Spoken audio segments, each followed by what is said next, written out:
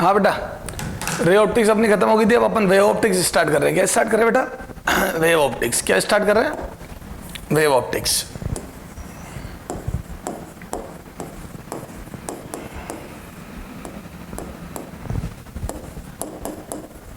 With MS sir.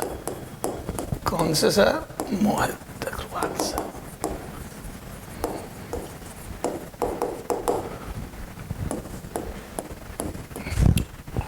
हाँ बेटा, बाकी डाउट वगैरह जैसे रे ऑप्टिक्स में किसी को भी कुछ भी हो तो आप आराम से यहाँ काउंटर से, रिसेप्शन से अपने मेरे नंबर ले लेना और आप डाउट पूछ सकते हो, हमसे कोई दिक्कत नहीं है। ऐप पे पूछ सकते हो, अपना ऐप भी बना हुआ डाउट ऐप, ठीक है, आपको पता ही होगा, ठीक है। आराम से मस्ती से डाउट पूछो। चलो वेव ऑप्टिक्स स्टार्ट कर रहे हैं। वेव ऑप्टिक्स में क्या है बेटा? तो वेव ऑप्टिक्स में क्या होता है? लाइट को अपन ने, देखो लाइट है ना, आइंस्टीन ने, याद है, wave as well as particle, light has its dual nature, dual nature, ठीक है, डुअल नेचर। ये हालांकि मैं बता चुका हूं उसमें, रे ऑप्टिक्स में बता दिया आपको सारी बातें। Dual nature, wave as well as particle, wave as well as particle, ठीक है। ये सारी बातें हो गई बेटा अपनी, है ना, तुम्हें ज्यादा और लिखना नहीं है, ये है ना, उसमें भी लिखा दिया मैंने। अब मैं सीधी बात कर रहा हूं, वेव ऑप्टिक्स है ना, इन वेव नेचर। अपन सीधी बात करते हैं मुद्दे की, है ना, अकॉर्डिंग टू वेव थ्योरी, है ना। मैं पार्टिकल के बारे में बता ही नहीं रहा हूं।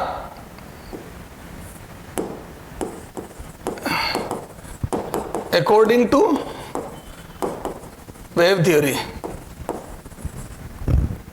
ठीक है, according to wave theory a body emits, है ना, यह सोर्स है,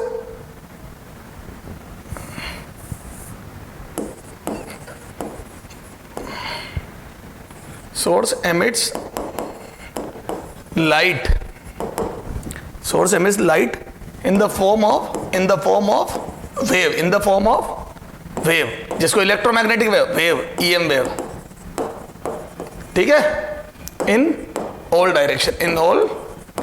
direction with speed of light, with speed of light, clear है, ठीक है। लाइट की स्पीड के साथ सभी डायरेक्शन में वेव की फॉर्म में लाइट एमिट होती है, ध्यान देना, emit light in the form of wave, ध्यान देना, in the form of wave, in the form of wave, in the form of, ये फॉर्म तो लिखा ही नहीं, in the form of wave, in the form of wave, in the form of wave, in all possible direction with speed of light, ठीक है, ये हो गया wave. अब बता वेव, अब जैसे EM वेव मैंने बता दिया था कैसी क्या होती है, इलेक्ट्रिक और मैग्नेटिक फील्ड परपेंडिकुलर प्लेन में वाइब्रेट करते हैं। ये देखो एक बार और फिर बता देता हूं, ये ठीक है, ये प्रोपोगेशन, डायरेक्शन ऑफ प्रोपोगेशन, क्या है? Direction of propagation, this is electric field,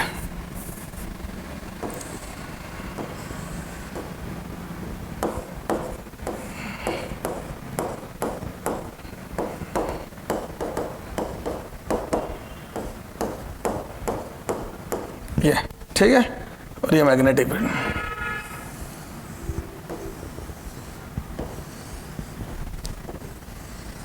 ये वो तो हो गया इलेक्ट्रिक फील्ड और ये हो गया मैग्नेटिक फील्ड,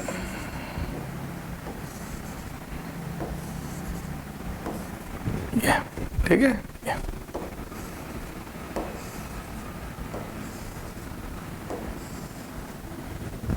ये मैग्नेटिक फील्ड, ठीक है। तो इलेक्ट्रिक और मैग्नेटिक फील्ड परपेंडिकुलर प्लेन में वाइब्रेट करते हैं, ठीक है। E क्रॉस बी, ये हो गया E क्रॉस बी, ये हो जाएगा इलेक्ट्रिक फील्ड, तो ये होगा मैग्नेटिक फील्ड, तो ये होगी डायरेक्शन ऑफ प्रोपोगेशन, ये हो जाएगा V कैप, यूं, है ना। तो E क्रॉस बी की डायरेक्शन है ना, वैल्यू नहीं, will be direction of propagation. E cross B करने से डायरेक्शन ऑफ प्रोपोगेशन आती है, ध्यान रखना, ये इसमें EM वेव में और आप डिटेल में पढ़ोगे, है ना, ये इंपॉर्टेंट चीज है, ध्यान रखना, ठीक है। बाकी सारा डिटेल स्टडीज की आप करोगे इलेक्ट्रोमैग्नेटिक वेव में, ठीक है। अभी चला जाओ वेव फ्रंट, ठीक है, वेव फ्रंट। अब देखो बेटा, वेव फ्रंट समझना है ना, तो उसके लिए अपने को थोड़ा सा ये समझना पड़ेगा कि क्या होता है। तो देखो सुनना, जैसे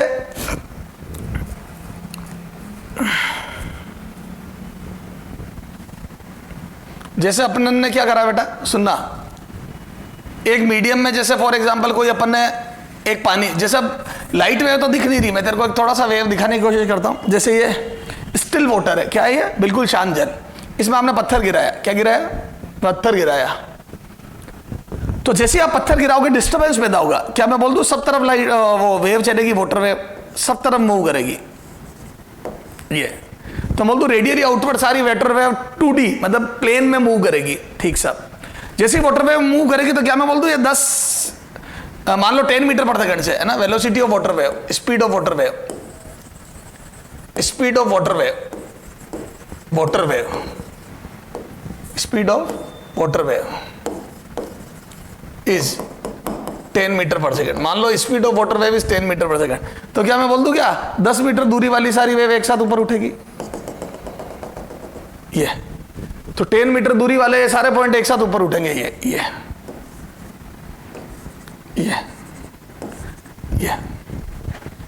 या सारे पॉइंट एक साथ ऊपर उठेंगे, तो क्या मैं बोल दूं ये सब इन फेज होंगे, ये सब एक साथ ऊपर उठेंगे, क्लियर है। मतलब वेव क्या होती है बेटा, एसएचएम का आगे बढ़ना। जैसे वेव क्या होती है, आपने कहीं पे भी डिस्टर्बेंस पैदा करा तो वो पार्टिकल एसएचएम करता है, पार्टिकल अपनी पोजीशन पर एसएचएम करता है और वेव आगे बढ़ती है, क्लियर है। पार्टिकल अपनी पोजीशन पर एसएचएम करता है और वेव आगे बढ़ती है, तो बोल दूं एसएचएम का आगे बढ़ना मीडियम में, दिस इज कॉल्ड वेव। तो मीडियम में एसएचएम का प्रोपोगेट करना इज कॉल्ड वेव, क्लियर है क्या। तो सभी डायरेक्शन में एसएचएम आगे प्रोपोगेट करता है, ठीक साहब।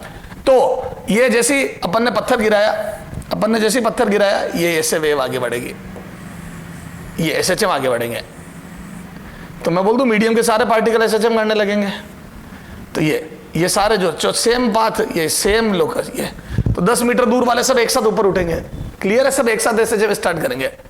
तो वेव फ्रंट क्या होता है बेटा, उनका लोकस, ठीक है। तो सभी डायरेक्शन में वेव सेम स्पीड में जा रही है, तो मैं बोल दूं वेव फ्रंट क्या हो गया बेटा, लोकस ऑफ, है ना, द कंटिन्यूअस लोकस, क्या हो जाएगा, द कंटिन्यूअस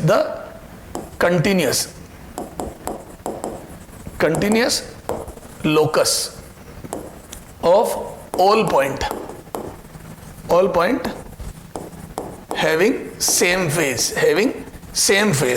मतलब एक जैसा काम करे, सेम फेज, जैसे जिन π/2 तो π/2 सब अपने पीक पर आ चुके हो, सेम फेज इन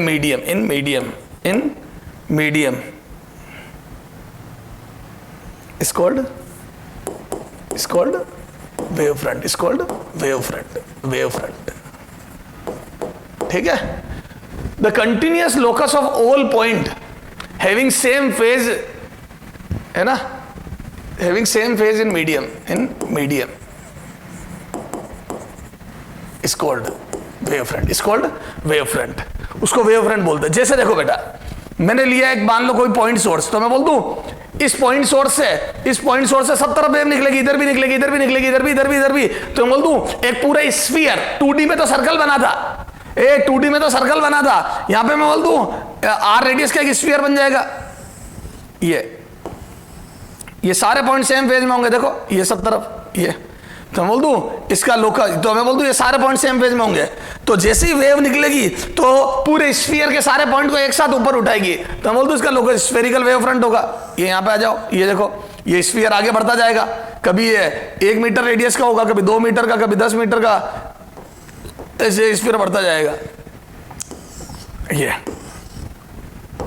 ये डायरेक्शन ऑफ प्रोपोगेशन, ये तो मैं क्या बोल दूं यार कि वेव जिधर जाएगी उसके परपेंडिकुलर वाले सारे पार्टिकल, देखो अगर वेव रेडियली आउटवर्ड जा रही है तो मैं बोल दूं सर्कल या स्फीयर वाले सारे पार्टिकल एक साथ ऊपर उठेंगे, तो वेव फ्रंट और direction of propagation perpendicular to each other होती है।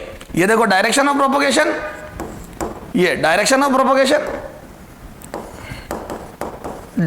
प्रोपोगेशन वेव की क्या है, direction of propagation and wave front, ये स्फेरिकल वेव फ्रंट है। कैसे है ये, स्फेरिकल वेव फ्रंट, किसके, पॉइंट सोर्स के, ये स्फेरिकल वेव फ्रंट। और ये सोर्स कैसा, पॉइंट सोर्स, क्या है ये, पहला फर्स्ट पॉइंट सोर्स,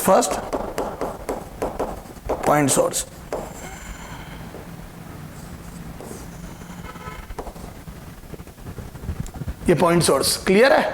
तो दिस इज पॉइंट सोर्स और इसका स्फेरिकल वेव फ्रंट बना। कैसा वेव फ्रंट बना बेटा, स्फेरिकल वेव फ्रंट, ठीक है। और डायरेक्शन ऑफ प्रोपोगेशन और ये, अच्छा एक और बात बताओ, जैसे ये सारे सेम फेज में, जैसे मैंने यहाँ पे एक लाइट सोर्स रखा, पॉइंट सोर्स, तो स्फीयर के सारे पॉइंट सेम फेज में एक साथ ऊपर उठेंगे, तो क्या मैं बोल दूं कि किन्हीं भी दो पॉइंट के बीच का फेज डिफरेंस जीरो होगा? बिल्कुल सही बात है। 2 points lying on same wave front, ये ए और B, 2 point lying on same wave front will have zero phase difference. तो मैं बोल दूं phase difference, phase difference, phase difference, phase difference between, phase difference between 2 points, between any 2 points, between any 2 points, any 2 points lying on same wavefront, same wavefront will be zero, will be zero, zero। तो बोल दो del phi बराबर zero. तो same wave front के किन्हीं भी दो point के बीच में फेज डिफरेंस जीरो होगा, डेल फाई बराबर जीरो। तो सेम वेव फ्रंट पर जो दो पॉइंट होते हैं उनके बीच में फेज डिफरेंस जीरो होता है। Very very important line is this, clear है? And direction of propagation, wave front and direction of propagation will always be perpendicular. Wave front and direction of propagation, direction of propagation of wave, propagation of wave will always be perpendicular to each other, perpendicular to each other, to each other। ठीक है, अभी बता दिया ना मैंने, ये दोनों एक दूसरे के परपेंडिकुलर होती है। और पॉइंट सोर्स का वेव फ्रंट कैसा होता है? स्फेरिकल वेव फ्रंट, ध्यान रखना। तो पॉइंट सोर्स का स्फेरिकल वेव फ्रंट होता है, ये सारे पॉइंट सेम फेज में होते हैं। डायरेक्शन ऑफ प्रोपोगेशन और wave front are perpendicular to each other. और आ जाओ सेकंड पॉइंट सोर्स के बाद, second linear source, linear source. ठीक है, लीनियर सोर्स वो तो हो गया पॉइंट सोर्स, लीनियर सोर्स। अब लीनियर सोर्स में क्या हो जाएगा बेटा? तो लीनियर सोर्स का वेव फ्रंट, देखो ये लीनियर सोर्स है, ये ट्यूबलाइट जैसे है ना, तो लीनियर सोर्स का वेव फ्रंट क्या होता है बेटा? तो ये रेडियली आउटवर्ड वेव निकलेगी सब तरफ, तो जैसे यहां से निकल रही वैसे यहां से भी निकलेगी। ये देखो ना, ये यहां है ना, तो फर्स्ट और लास्ट बना रहा हूं मैं, ऐसा बीच में भी निकलेगी। तो ये पूरे सर्कल के पॉइंट एक ही फेज में होंगे, ठीक है? ऐसा यहां पे भी होगा, ये ऐसा सब तरफ होगा। तो सिलेंड्रिकल वेव फ्रंट होंगे इसके। कैसे होंगे बेटा? ये सिलेंड्रिकल। तो मैं वापस डायग्राम बना रहा हूं, अभी ये लाइन हटा के बना रहा हूं। तो सिलेंड्रिकल वेव फ्रंट होते हैं। तो लीनियर सोर्स के कैसे होते हैं वेव फ्रंट? सिलेंड्रिकल। ये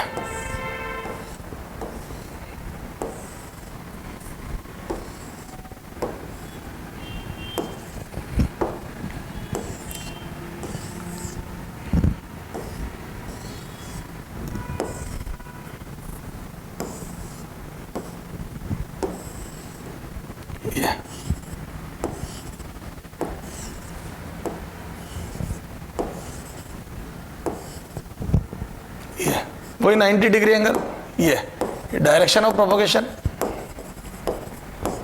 ठीक है, ये सिलेंड्रिकल वेव फ्रंट। क्या है ये?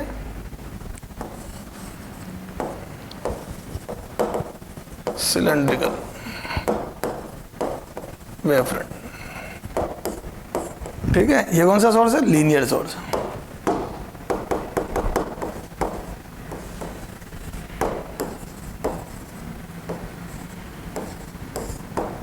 Linear source. ठीक है, ये सिलेंड्रिकल वेव फ्रंट है और ये लीनियर सोर्स हो गया। ठीक है, आ जाओ आगे। Third, source at infinity.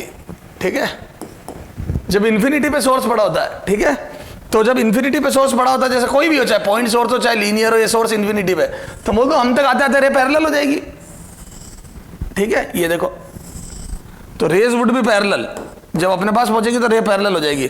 और पैरेलल याद है, रे और वेव फ्रंट परपेंडिकुलर होते हैं, तो बोल दो ये प्लेनर वेव फ्रंट हो गया। ये देखो, ये 90 डिग्री का एंगल बनेगा,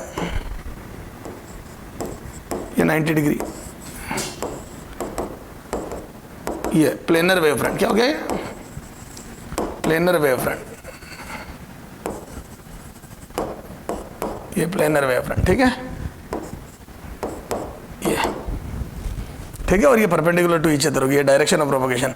तो इनफाइनाइट पे रखे सोर्स का प्लेनर वेव फ्रंट होता है, लीनियर सोर्स का सिलेंड्रिकल वेव फ्रंट होता है और पॉइंट सोर्स का स्फेरिकल वेव फ्रंट होता है। क्लियर है? ये हो गया वेव फ्रंट। तो phase difference between any two point lying on same wave front, wave front की डेफिनेशन ये होती है कि locus of all point having same phase, तो बोल दो फेज डिफरेंस जीरो होता है। क्लियर है? Direction of propagation of wave front are perpendicular to each other.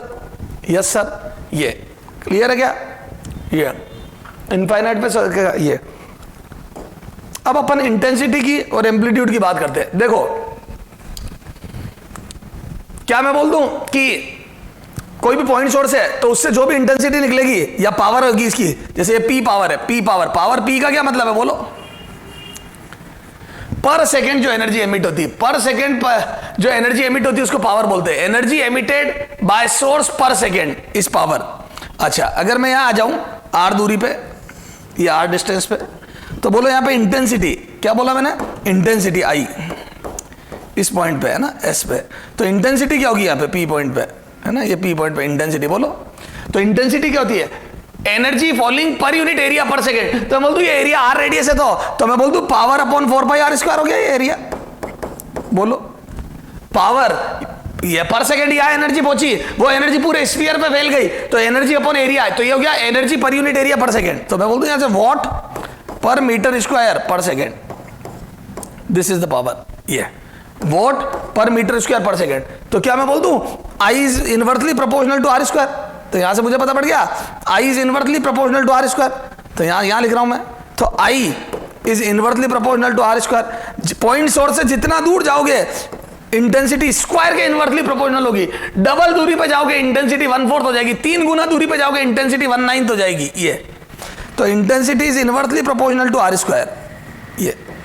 ये intensity is inversely proportional to R square. Clear है? जैसे जैसे डिस्टेंस बढ़ेगी वैसे वैसे इंटेंसिटी घटेगी, स्क्वायर के इनवर्सली प्रोपोर्शनल होगी। अच्छा, और यहाँ पे ये आप वेव ऑप्टिक्स में उसमें पढ़ोगे, सॉरी ईएम वेव्स में, कि इंटेंसिटी जो होती है वो ए स्क्वायर के प्रोपोर्शनल आती है, बराबर के ए स्क्वायर। एक लंबा चौड़ा फॉर्मूला आएगा उसमें आई बराबर के ए स्क्वायर। ये क्या होगी वो? आई बराबर के ए स्क्वायर। ये तो आई बराबर के ए स्क्वायर होती है। तो क्या मैं बोल दूं एम्पलीट्यूड, जब इंटेंसिटी हो गया तो मैं बोल दूं इंटेंसिटी ये एम्पलीट्यूड आ जाएगा आर के इनवर्सली प्रोपोर्शनल। ये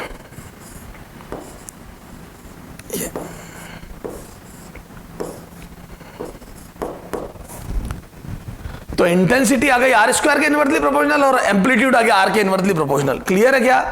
ऐसे यहां पे आ जाओ, लीनियर सोर्स में 2πrl में फैल जाएगा। तो बोल दो अगर इस सोर्स की पावर p है ये और ये पॉइंट है s, तो बोल दो intensity at s is equal to power upon 2πrl। अगर ये लेंथ l है, ये लेंथ l है अगर लीनियर सोर्स की, तो बोल दो 2πrl पे फैल गई क्योंकि r रेडियस हो गई है। ये देखो दिस इज r रेडियस, ये r। तो बोल दो 2πr सर्कमफ्रेंस और l हो गया इसकी लेंथ, ये 2πrl। तो क्या मैं बोल दूं यहां से ये देखो आई बराबर ये, तो आई मैं बोल दूं इनवर्सली प्रोपोर्शनल टू आर हो गया। ये तो intensity at any point S is inversely proportional to R. ये तो intensity is inversely proportional to R, distance के इनवर्सली प्रोपोर्शनल है। एम्पलीट्यूड की बात करूं तो यहां से एम्पलीट्यूड आ जाएगा एड एम्पलीट्यूड, क्योंकि एम्पलीट्यूड इंटेंसिटी में ए स्क्वायर आता है तो ए बराबर आ जाएगा A amplitude is inversely proportional to root R. ये तो लीनियर सोर्स से जैसे जैसे दूर जाओगे इंटेंसिटी आर के इनवर्सली प्रोपोर्शनल। ये सब फोटो इलेक्ट्रिक इफेक्ट में काम आएगा बेटा, सोर्स कैसा लिया है तो आर के इनवर्सली प्रोपोर्शनल है और यही है। ठीक है, अगर ग्राफ बनाना चाहोगे इंटेंसिटी वर्सेस डिस्टेंस का तो ऐसा बनेगा। ये सब फोटो इलेक्ट्रिक इफेक्ट की बातें करने लग गया हूं मैं, वहां पे डिस्टेंस बढ़ाते करते वो सब वहां क्वेश्चन करोगे। ये आर स्क्वायर का भी ग्राफ ऐसे ही बनेगा, उसको कर्वेचर आप देख के जज नहीं कर सकते आई वर्सेस आर, ये वो देख के जज नहीं होगा। यहाँ आर स्क्वायर का कर्व भी इनवर्सली प्रोपोर्शनल कैसे बनता है और आर इनवर्सली प्रोपोर्शनल कैसे बनता है। क्लियर है? इससे समझ में आ गई? आगे आ जाओ इनफाइनाइट पे। तो मैं बोल दूं इनफाइनाइट चाहते थे, यहाँ पे प्लेनर रे पैरेलल हो जाएगी तो इंटेंसिटी कांस्टेंट हो जाएगी, आई बराबर कांस्टेंट। अरे भैया स्फीयर वो इतना बड़ा हो गया कि रेडियस है ना आई कांस्टेंट, तो ए बराबर कांस्टेंट।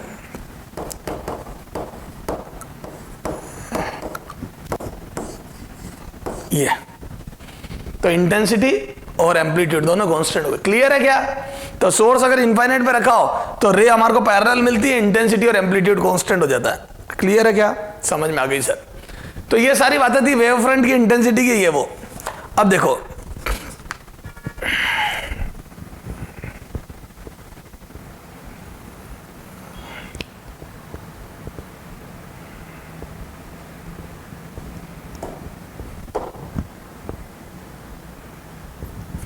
ठीक सा, हाइगेन्स principal.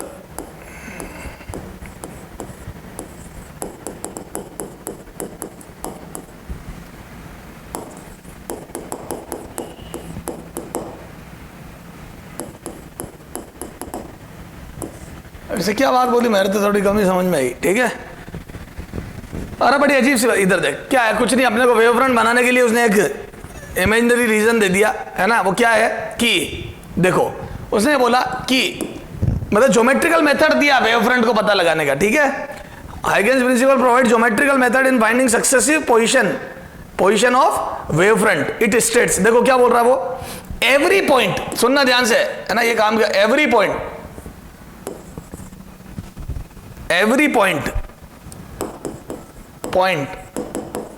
on a given wavefront behaves like secondary source, है ना। act as मतलब called, इसको प्राइमरी बोलेंगे अपन, है ना। every point on a given wavefront मतलब प्राइमरी वेवफ्रंट है ना, called प्राइमरी वेवफ्रंट। इसको अपन प्राइमरी वेवफ्रंट, ठीक है, प्राइमरी वेवफ्रंट, इसको अपन प्राइमरी वेवफ्रंट बोल रहे हैं। act as fresh secondary source,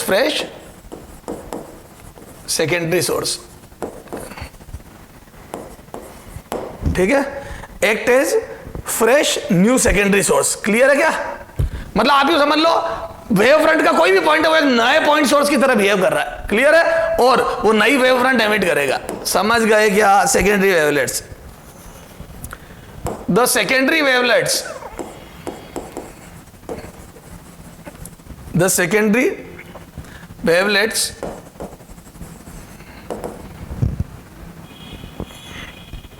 travel in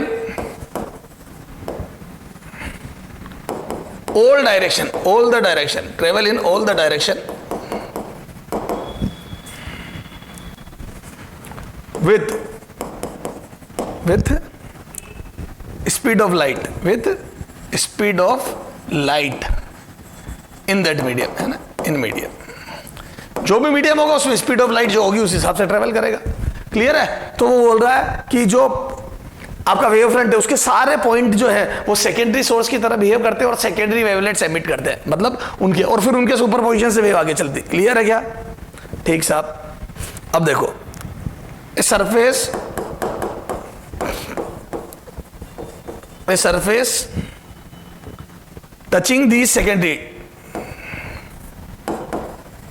touching these secondary wavelets tangentially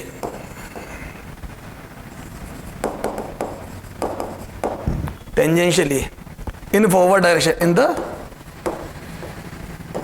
forward direction at any instant gives the new wavefront।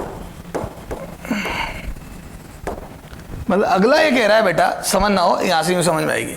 जैसे कोई भी वेवफ्रंट है, जैसे मैं इसी की बात करूं, है ना, तो इसके जितने भी पॉइंट है वो सेकेंडरी वेवलेट्स की तरह बिहेव कर रहे हैं और ये जैसे स्फीयर बना देगा ये, है ना, ये अपनी लाइट एमिट करेगा। तो इन पे टेंजेंट ड्रॉ करूं, ये देखो ये सेकेंडरी वेवफ्रंट, मतलब वाली बात, ये देखिए ये अपने समझने के लिए ये सेकेंडरी, तो इन सब पे टेंजेंट ड्रॉ करूं तो वो सेकेंडरी वेवफ्रंट बन जाएगा, क्लियर है। तो एक तरीके से पॉइंट सोर्स है, तो अब ये इन सबको टच करूंगा, सही बात है ना, ये जितने भी पॉइंट इनसे वेव निकलेगी वो सब एक जगह ही होगी, तो सेकेंडरी वेवफ्रंट भी तो स्फेरिकली बनेगा, क्लियर है। तो वो सेकेंडरी वेवलेट्स बन जाएगा ये, तो ये यहां से निकलेगी वेव तो वो सब उसका यही आएगा, मतलब सिलेंड्रिकली बना देगा वो पोर्शन, ठीक है। तो इस टाइप से उसने ज्योमेट्रिकल रीजन दिया कि वेवफ्रंट बनते कैसे, है ना, आगे वो सेम फेज में होती कैसे, हालांकि चल वही रहा है, डिस्टर्बेंस वही आगे चल रहा है। उसने ये बोल दिया यहां से नया डिस्टर्बेंस चला, है ना, हालांकि वही डिस्टर्बेंस आगे जा रहा है। अपन पानी में देखो ना, पत्थर गिरा था तो वेव तो वही चल रही है, मतलब एसएचएम तो वही आगे ट्रेवल हो रहा है, पर वो बोल रहा है जैसे एक जगह स्फीयर है तो उसके सारे पॉइंट एक तरीके से नए सोर्स की तरह बिहेव कर रहे हैं और सब तरफ वेव भेज रहे हैं वो। सर ये बात इसने क्यों करी? नहीं तो अपन इंटरफेरेंस ही नहीं समझा पाएंगे, डिफ्रैक्शन ही नहीं समझा पाएंगे अगर इसकी बात अपन ने नहीं मानी तो। हालांकि अभी अपने को वेव फ्रंट समझने में तकलीफ नहीं आ रही है, वेव फ्रंट तो अपन ये देखे कि वही वेव आगे जा रही है तो भी कोई तकलीफ नहीं है, समझ गए? चलो सर समझ में आ गई, ठीक है चला जाओ। Shape of wave front. अब देखो वेव फ्रंट पर अपन कुछ न्यूमेरिकल करते हैं, ठीक है बेटा, चला जाओ कुछ क्वेश्चन करते हैं।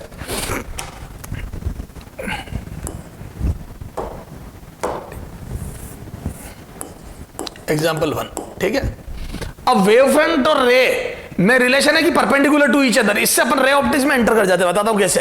देखो अगर मैं आपसे बोलूं कि ये कॉन्वेक्स मिरर लेंस है, सॉरी क्या है ये? कॉन्वेक्स लेंस, कॉन्वेक्स लेंस, ठीक है। इस पे एक प्लेनर वेव फ्रंट गिरता है। क्या गिर रहा है? प्लेनर वेव फ्रंट, है ना, प्लेनर वेव फ्रंट। तो ये प्लेनर वेव फ्रंट गिरा, ये प्लेनर वेव फ्रंट है ना, ये प्लेनर वेव फ्रंट इंसिडेंट हो रहा है।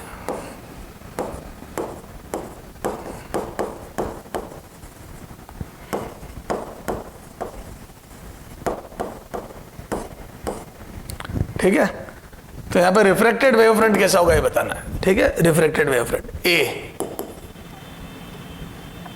प्लेनर, बी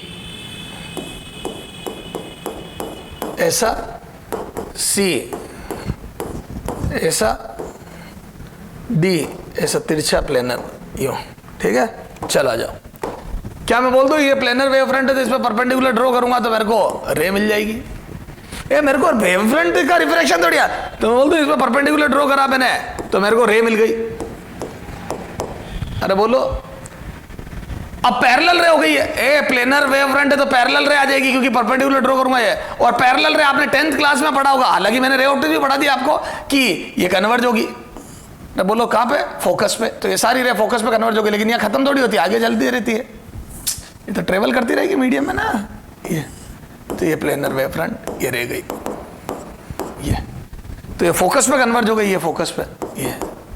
अब इसका वेव फ्रंट कैसा होगा? तो अब रे पता है तो परपेंडिकुलर ड्रॉ कर लो। तो मैं बोल दूं इस पे परपेंडिकुलर ड्रॉ करता हूं तो ये ऐसा बनेगा। अरे बोलो ये तो ये टावर से सिग्नल निकलते, समझ में आ गई क्या? तो ये Bombay would be the answer. तो प्लेनर वेव फ्रंट अगर कॉन्वेक्स लेंस पे गिर रहा है तो refracted wave front would be look like this. तो वेव फ्रंट का रिफ्रैक्शन से वेव फ्रंट का शेप बदल जाता है, ध्यान रखना, मतलब बदल सकता है। तो जब जब रिफ्रैक्शन होगा बदलेगा, मतलब तो जब जब रिफ्रैक्शन होता है तो शेप बदल सकता है, सीधी रह जाती है, मतलब जैसे एक मीडियम से तो सीधी, तो फिर वो शेप वैसा का वैसा रहता है। तो क्या बोल दो एक मीडियम से दूसरे मीडियम में ट्रेवल करने पर वेव फ्रंट का शेप बदल सकता है, ठीक है। तो सर ये समझ में आ गई। चलो साहब, तो ये बात हो गई, आगे आ जाओ। एग्जाम्पल 2, हाँ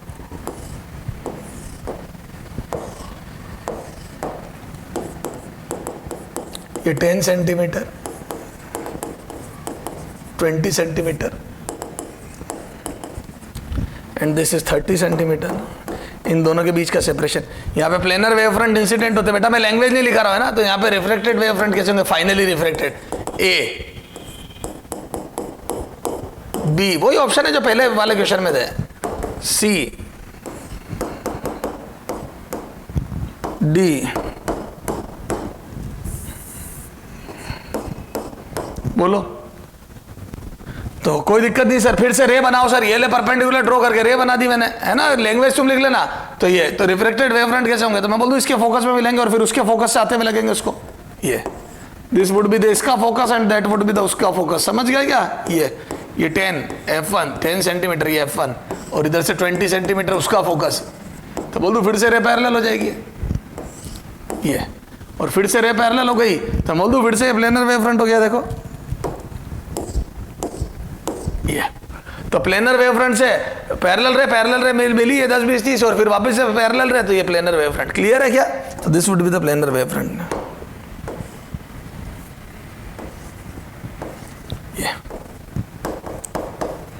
ये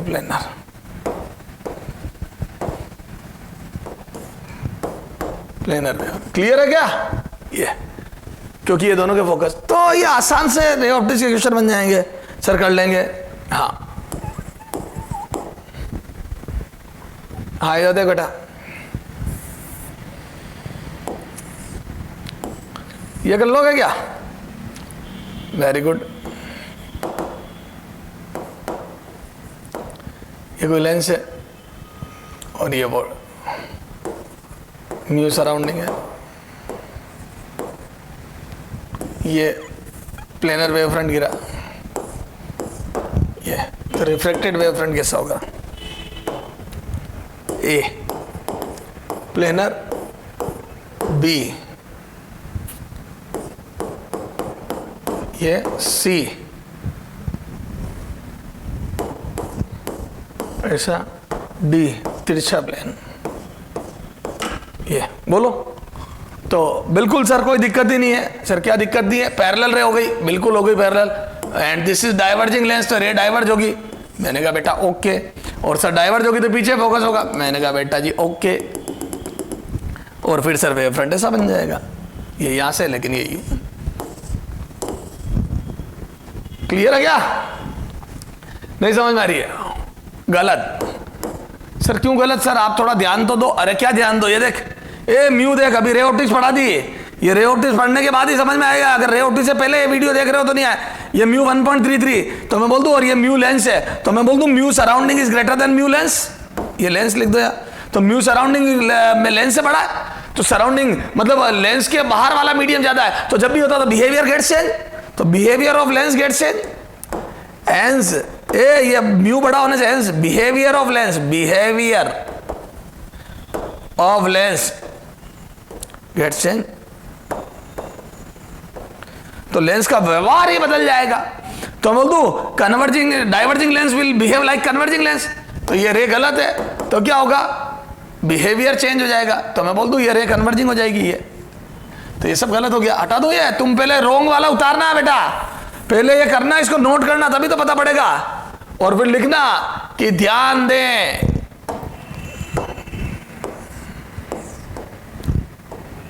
तो यहां से मैं बोल दूं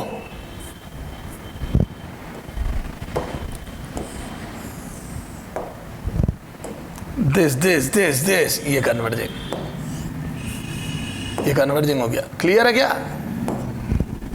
ये डाइवर्जिंग की जगह कन्वर्जिंग लेंस हो गया, ठीक है। और कन्वर्जिंग हो गया तो ये रे बस आगे जाएगी। तो फिर तो ये तो वही वाला आंसर आगे जो पहले आया था। Yes sir, yes sir. ये अच्छा क्वेश्चन है बेटा, ध्यान रखना। तो म्यू का ध्यान रखें, लेंस के बिहेवियर का ध्यान रखें। क्लियर है सर? समझ में आ गई? तो ये कुछ क्वेश्चन थे।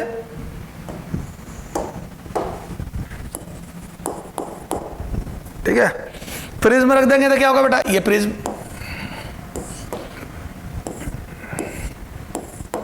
ये वो गिर रही है पैरेलल रे, ठीक है। अच्छा अब अगला पूछेगा ये वेव फ्रंट कैसे होंगे? ए सीधे ही रह जाएंगे, बी ऐसे हो जाएंगे, सी तिरछे है ना, ये सिर्फ तिरछे ऐसे हो जाएंगे, और डी ऐसे। तभी तो देखो ये पैरेलल रह गिरी बेटा, है ना। और ये रिफ्रैक्शन होगा, रे पैरेलल ही रहेगी क्योंकि जितने एंगल पे घूमेगी उतने पे घूमेगी। और फिर फाइनली है, तो ध्यान है ना, प्रिज्म ना रे को कन्वर्ज करता है ना डाइवर्ज करता है, सिर्फ डेविएट करता है। तो मैं बोल दूं ये वेव फ्रंट ऐसे हो गए, तो तिरछे हो गए और रहेंगे प्लेनर। रे को ना कन्वर्ज करता प्रिज्म ना डाइवर्ज करता, सिर्फ डेविएट करता है। तो ये रे डेविएट जरूर हुई है ना, डेविएट जरूर हुई है, लेकिन रहेगी ऐसी। यो नहीं समझ में आ रही है? सर समझ में आ रही है, चलो आगे आ जा। ठीक है, या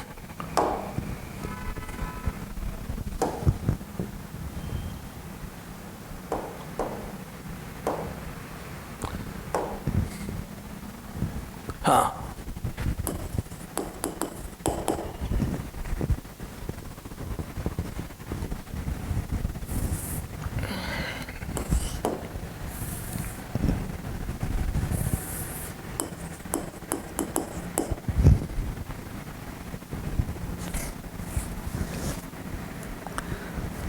चलो ये सारी बात समझ में आ गई ना।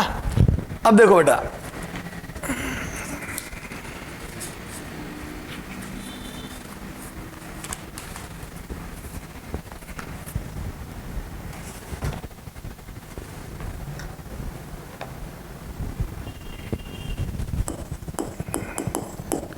ये एक हॉरिजॉन्टल सरफेस है, उससे वेव फ्रंट 30 डिग्री पर 37 डिग्री पर इंसिडेंट होता है ना। ये अपने मॉड्यूल का क्वेश्चन है, क्वेश्चन यही ले लेते हैं एग्जैक्टली। डेटास बहुत भारी दिए हैं, इसमें अपन थोड़े से न्यूमेरिकल डेटास चेंज करते हैं, ठीक है।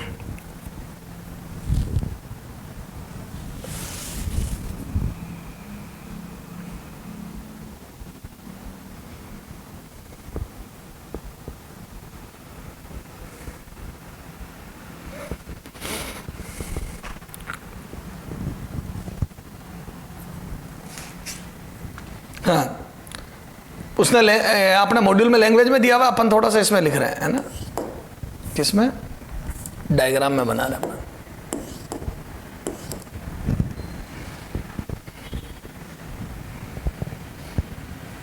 तो ये एंगल है,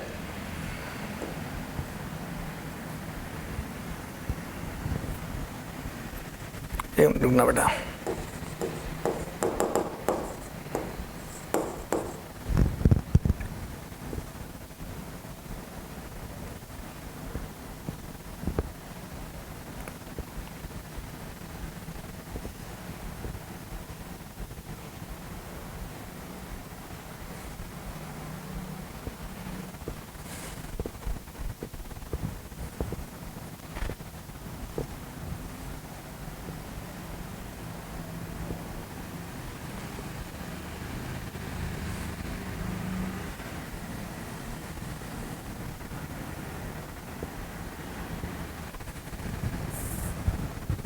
ये ले लो 53 डिग्री, है ना, होगा जो देखेंगे फिर। ये म्यू 1 एयर 1 है ना, ये एयर, ये वाटर है ना, वाटर का म्यू कितना 4/3, म्यू वाटर 2 4/3 है ना। तो ये वेव फ्रंट है, क्या है ये वेव फ्रंट, ठीक है। तो ये हॉरिजॉन्टल सरफेस, ये सेपरेटिंग सरफेस, ठीक है। तो angle made by refracted wave front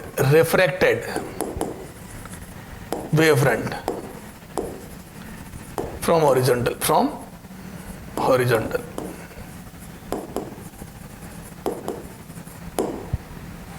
interface, ठीक है। हॉरिजॉन्टल इंटरफेस से रिफ्रैक्टेड वेव फ्रंट कितना एंगल बनाएगा ये बताना है, ठीक है। अब देखो बेटा, मैं बोल दूं ये वेव फ्रंट होगा, अब यहां से परपेंडिकुलर रे गिराई, ये देखो ये परपेंडिकुलर रे गिराई, क्योंकि मुझे तो रे चाहिए और परपेंडिकुलर रे गिराई, और मुझे इस रे में इंटरेस्ट नहीं, मेरे को इसका नॉर्मल से एंगल चाहिए, दिस इज द नॉर्मल। ये चलो नॉर्मल भी येलो कलर से बनाओ,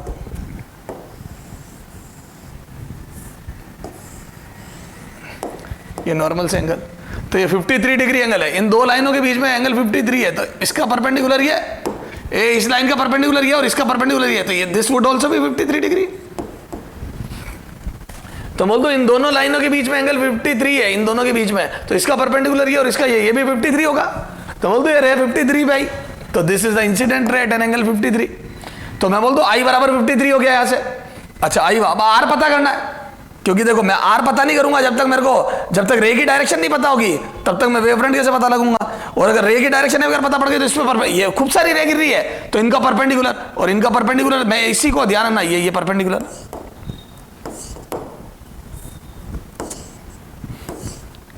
ये और ये एंगल निकालना है। तो क्या मैं बोल दूं ये रे गिरी, ये यूं रिफ्लेक्शन हुआ, तो ये आर है, तो it would also be R. क्यों? क्योंकि इसका परपेंडिकुलर ये है और इसका इसका परपेंडिकुलर ये, तो ये एंगल आर होगा। तो जो एंगल आर आएगा वही सरफेस के बीच में एंगल होगा। बेहतरीन क्वेश्चन है बेटा। चलो सर आ जाओ। तो यहां से मैं बोल दूं क्या, अच्छा ये 4/3 तक, ये यहां से मैं बोल दूं सॉल्यूशन में क्या, यूजिंग स्नेल्स लॉ,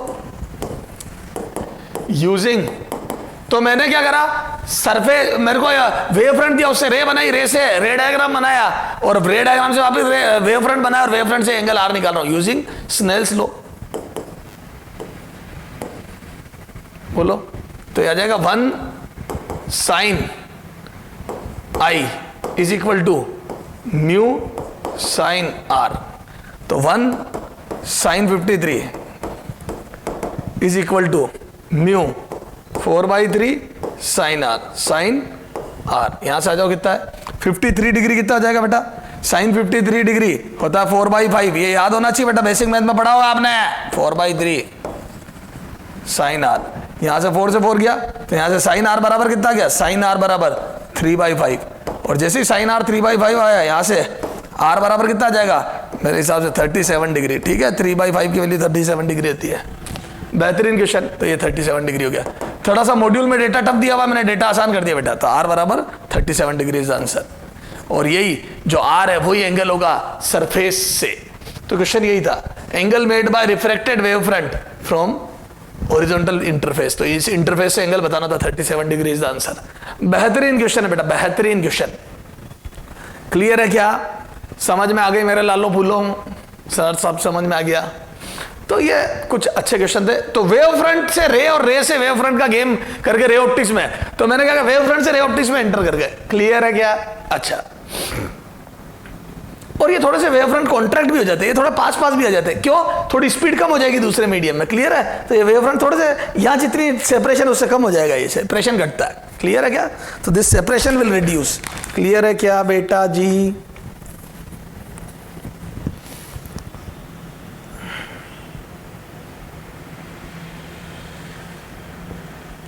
ठीक सर, समझ में आ गया। तो ये सारी बातें थी वेव फ्रंट और इसमें, ठीक है। अब अपन पढ़ेंगे जैसे वेव ऑप्टिक्स के, मतलब जहां पे जो फिनोमिनन जो कि वेव ऑप्टिक्स समझाएगी, तो मैं बोल दूं क्या होता है, interference, diffraction and polarization can be explained using wave nature of light. ठीक है, देखो क्या है यहाँ पे थ्योरी में अगला पार्ट,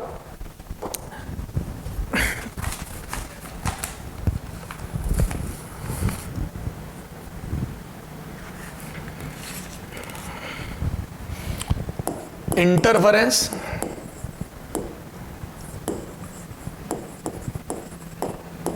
डिफ्रैक्शन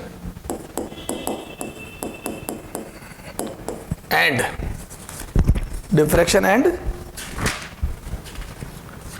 पोलराइजेशन। क्या है, polarization can be explained using wave nature of light। ठीक है, वेव नेचर ऑफ लाइट। ये तीन फिनोमिना है, interference, diffraction and polarization, can be explained only using wave nature of light. ठीक है, photo electric effect can be explained, P है ना, ये तो ये हो गया, P photo electric effect can be explained using particle nature of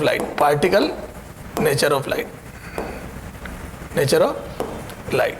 समझ गया क्या, तो पार्टिकल नेचर से तो फोटो इलेक्ट्रिक इफेक्ट एक्सप्लेन होगा, और interference, diffraction and polarization can be explain using wave nature of light. ठीक है, तो वो वेव नेचर से और ये फोटो इलेक्ट्रिक इफेक्ट से, ये समझ गए। अब अपने को ये तीनों पढ़ने हैं, तीनों अलग अलग, क्योंकि अभी अपन ये नहीं पढ़ रहे हैं, तो अपन वेव ऑप्टिक्स पढ़ रहे हैं, तो अपने को वेव ऑप्टिक्स में इंटरफेरेंस, डिफ्रैक्शन एंड पोलराइजेशन, तो अपन तीनों को एक एक करके समझेंगे। क्लियर है, तो अपन स्टार्ट करेंगे एक एक करके तीनों।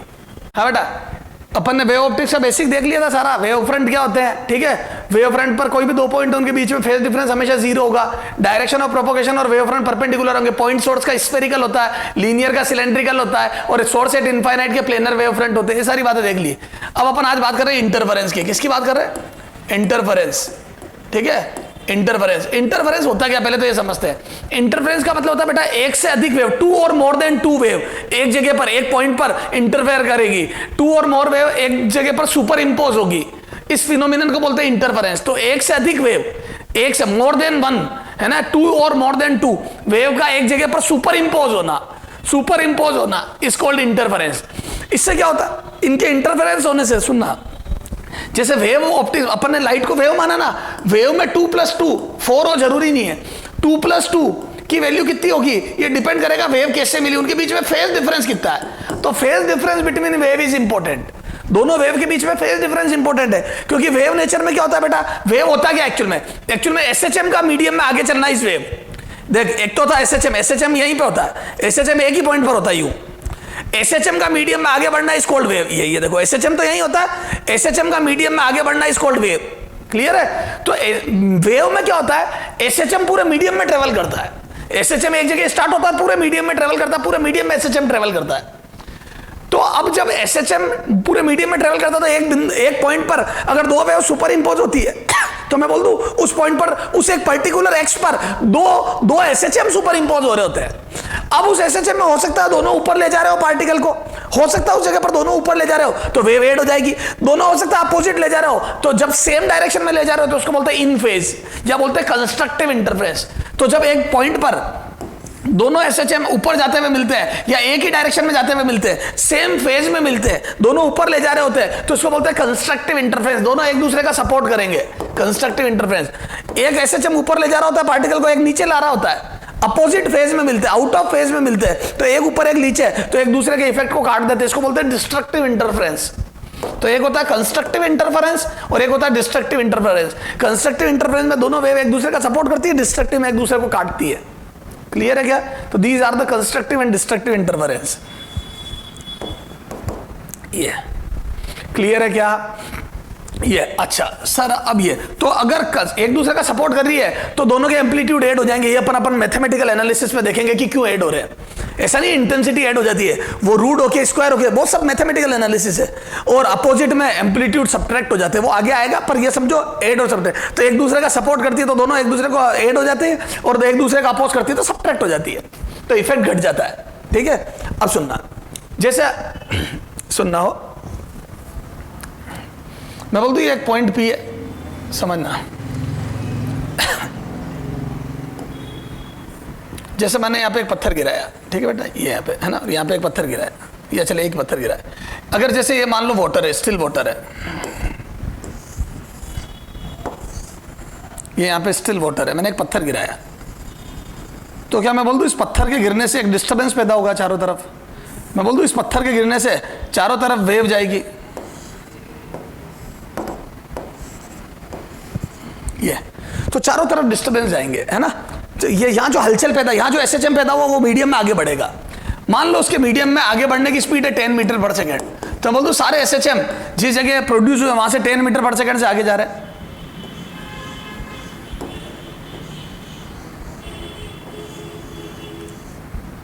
तो सारे एसएचएम 10 मीटर पर सेकेंड से आगे बढ़ रहे हैं। तो ये जो एसएचएम है ये मीडियम में 10 मीटर पर सेकेंड से आगे बढ़ रहे हैं। क्लियर है? उधर जा रहा है, इधर जा रहा है, इधर जा रहा है, इधर जा रहा है, इधर सब तरफ 10 मीटर पर सेकेंड जा रहे हैं। अच्छा, अब जब ये 10 मीटर पर सेकेंड से आगे जा रहे हैं तो क्या मैं बोल दूं कि ये मैंने बताया था वेव फ्रंट में तुम्हारे को कि 10 मीटर दूरी वाले सारे पार्टिकल एक साथ ऊपर उठेंगे। अरे बोलो, तो इसीलिए इसको वेव फ्रंट बोलते हैं। वो छोड़ो, चलो ये बात हो गई थी अपने, अब आगे जा रहे हैं, समझना बात को। यहाँ पे 2 पॉइंट लूँ मैं मीडियम में, जैसे यहाँ पत्थर गिराया, ये वेव फ्रंट तो समझा दिया था मैंने आपको। ये यहाँ पे पत्थर गिराया तो बोल दूं वो वेव आगे ट्रेवल करेगी। यहाँ पे एक ए पॉइंट लिया, यहाँ पे एक बी पॉइंट लिया, मैं बोल दूं if this distance is 10 metre and this is also 10 metre, और हमने जो एसएचएम प्रोड्यूस किया उसका टाइम पीरियड 1 सेकेंड ले लो। हमने यहाँ पे जो पत्थर गिरा के एसएचएम प्रोड्यूस किया उसका टाइम पीरियड 1 सेकेंड ले लो, तो क्या मैं बोल दूं 1 सेकेंड एसएचएम के 4 बराबर हिस्से होते हैं। ये देखो ना, अगर टाइम पीरियड 1 सेकेंड है तो मैं बोल दूं यहाँ पे 0.25 में पहुंचेगा पार्टिकल, 0.25 में। फिर मैं बोल दूं यहाँ पे आ जाएगा, ये 0.25 में आएगा, 0.5 में आएगा, अरे बोलो 0.5 सेकेंड में आएगा। फिर मैं बोल दूं फिर यहाँ से यहाँ आएगा तो यहाँ 0.75 में आएगा। फिर मैं बोल दूं यहाँ से यहाँ तो 1 सेकेंड में आएगा। तो जब मैं पत्थर गिराऊंगा तो एसएचएम 0.25 में यहाँ आएगा, 0.5 में यहाँ आएगा, 0.75 में आएगा और 1 में आएगा। तो बोल दो एक पूरे राउंड में 0.25 में ऊपर, 0.5 में यहाँ, 0.75 में नीचे और 1 में यहाँ, तो ऐसे 4 बराबर हिस्सों में राउंड होता है। ठीक साहब, अब मैंने यहाँ जब पत्थर गिराया बेटा, तो बोल दो वेव आगे बढ़ेगी कितने से, 10 मीटर पर सेकेंड से, और ये वाला पार्टिकल एसएचएम करता रहेगा, वो छोड़ो, है ना। तो बोल दूं वेव आगे जाती रहेगी, ये एसएचएम करता रहेगा, वेव आगे जाती रहेगी, एसएचएम। क्या मैं बोल दूं ये एक राउंड पूरा करेगा, कंप्लीट राउंड पूरा करेगा कितने में, 1 सेकंड में, तब तक वेव 10 मीटर आगे यहां पहुंच जाएगी, तब तक ये स्टिल रहेगा। जैसे पानी में पत्थर जब गिराते हैं तो याद है बाकी सारे पार्टिकल स्टिल रहते हैं, जैसे जैसे वेव आगे जाती है वो सर्कल बड़ा होता जाता है और पार्टिकल एसएचएम करते हैं। तो पानी में पत्थर गिराते ही सारे पार्टिकल एसएचएम नहीं करते, धीरे धीरे एसएचएम आगे जाता है। याद है वो सर्कल में जाते हुए दिखता है तुम्हारे को ऐसे, अरे बोलो, तो सर्कल याद है बचपन में पत्थर गिराया था अपन ने एक पॉन्ड में, तो वो सर्कल बड़ा होता गया, तो वो एसएचएम आगे बढ़ते जा रहे हैं। मैं बोल दूं 1 सेकंड बाद इसका एक राउंड चल कंप्लीट हो गया, जैसे इसका दूसरा राउंड शुरू होगा, इसका दूसरा राउंड शुरू होगा, मैं बोल दूं इसका पहला राउंड शुरू होगा। अब ये देखो दोनों साथ साथ, इसका दूसरा राउंड और इसका फर्स्ट राउंड साथ साथ। बेटा इसने देखो ये ए पॉइंट है, ये अपना ये वाला पॉइंट है शुरू वाला, तो मैं बोल दूं ये चुपचाप आपने स्टॉप वॉच ऑन करी, 0.25 यहाँ, 0.5 यहाँ, 0.75 यहाँ, एक ये राउंड, ये चुप है अभी क्योंकि वेव पहुंची नहीं यहां तक, यहाँ 2, 2.5, 5, 7.5, 8, ये एक राउंड होते ही यहां पहुंच गई। फिर मैं बोल दूं इसका पहला राउंड इसका दूसरा राउंड साथ होगा। अरे जब इसका दूसरा राउंड होगा इसका फर्स्ट राउंड होगा ये। फिर जैसे ये राउंड खत्म होंगे इसका 10 मीटर और आगे वेव चली गई, बी तक भी पहुंच गई, तो बोल दो इसका थर्ड राउंड, इसका थर्ड राउंड, इसका सेकेंड राउंड, इसका थर्ड, इसका सेकेंड और इसका फर्स्ट राउंड होगा उस समय। अरे बोलो ये फर्स्ट। तो जब इसका एक राउंड होगा तो वेव यहां पहुंचेगी, जब इसका 2 और इसका एक राउंड हो जाएगा तो वेव यहां पहुंचेगी, जब इसका तीसरा राउंड इसका दूसरा राउंड कंप्लीट होगा तो उसका एक राउंड कंप्लीट हो जाएगा। सर आपके 3 हाथ नहीं, हाँ तो बोल दो इसका सेकेंड राउंड, ये येलो वाला इसका सेकेंड राउंड, तो इसका फर्स्ट चल रहा था और ये चुप था, चुप। जब ये येलो तक समझ गया तो ये व्हाइट वाली में ये अकेली वाइब्रेट कर रही थी, वेव यहां पहुंची, येलो वाली में इसका दूसरा इसका पहला, ब्लू वाली में इसका तीसरा इसका दूसरा इसका पहला, ऐसे वेव आगे ट्रेवल करती है। अरे बोलो ये सर कहना क्या, तो मैं बोल दूं क्या ये इसके सबसे करीब ये वाला पॉइंट है ए, इसके सबसे करीब ये वाला पॉइंट है जो इसके साथ मोशन करेगा। तो दो सबसे करीब वाले पॉइंट जो सेम फेज में होते हैं, दो सबसे करीब वाले पॉइंट जो सेम फेज में होते हैं उनके बीच की डिस्टेंस को वेवलेंथ बोलते हैं। ये दिस इज वेवलेंथ, ये लैम्डा। क्लियर है? जिसको बोलता है ना दो क्रस्ट और दो टफ्स के बीच की डिस्टेंस, तो ये देखो ना दोनों साथ ऊपर उठे गए हैं तो दोनों क्रस्ट के बीच की डिफरेंस हो गए ना, ये दोनों साथ नीचे जाएंगे, दोनों टफ्स के एक ही बात है। तो ये सबसे नियरेस्ट डिस्टेंस, शॉर्टेस्ट डिस्टेंस, यही बोलता nearest point having same phase, nearest point having same phase के बीच का डिस्टेंस लैम्डा बोलो। और मैं बोल दूं जिनके बीच में दो सेम, ये देखो ना क्रस्ट और ट्रफ्स, तो ये क्रस्ट के बीच की या ट्रफ्स के बीच की डिस्टेंस लैम्डा होती है। तो मैं बोल दूं ये वो नियरेस्ट पॉइंट है जो सेम फेज में, मतलब जो ये कर रहा था वही है, इसका मतलब इसका एक राउंड कंप्लीट हो गया ना। अरे बेटा इसका व्हाइट वाला एक राउंड कंप्लीट हो गया तभी तो वेव यहां पहुंची थी। तो मैं बोल दूं इसका एक राउंड कंप्लीट होने के बाद ये साथ हुआ, तो मैं बोल दूं ये एक राउंड आगे यानी कि 2 पाई एंगल आगे।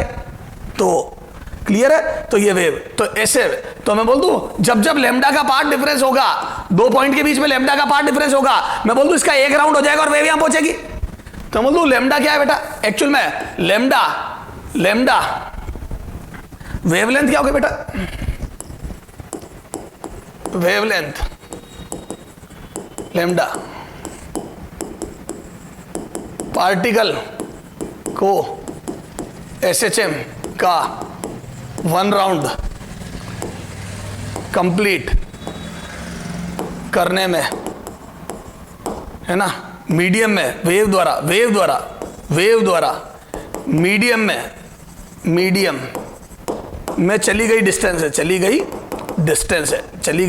डिस्टेंस जिसको अपन बोलते हैं ना दो ट्रफ्स या दो क्रस्ट के बीच के सेपरेशन, वो तो पार्टिकल के एक एसएचएम को कंप्लीट करने में, जैसे इसने एक व्हाइट वाला राउंड किया था तो आगे कितना चली, क्योंकि एक राउंड में आगे जितना चलेगी ये दोनों साथ हो जाएंगे फिर से। अरे बोलो, तो यहां से बोल दूं क्या, ये हो जाएगा लैम्डा बराबर v into T, sorry v into capital T.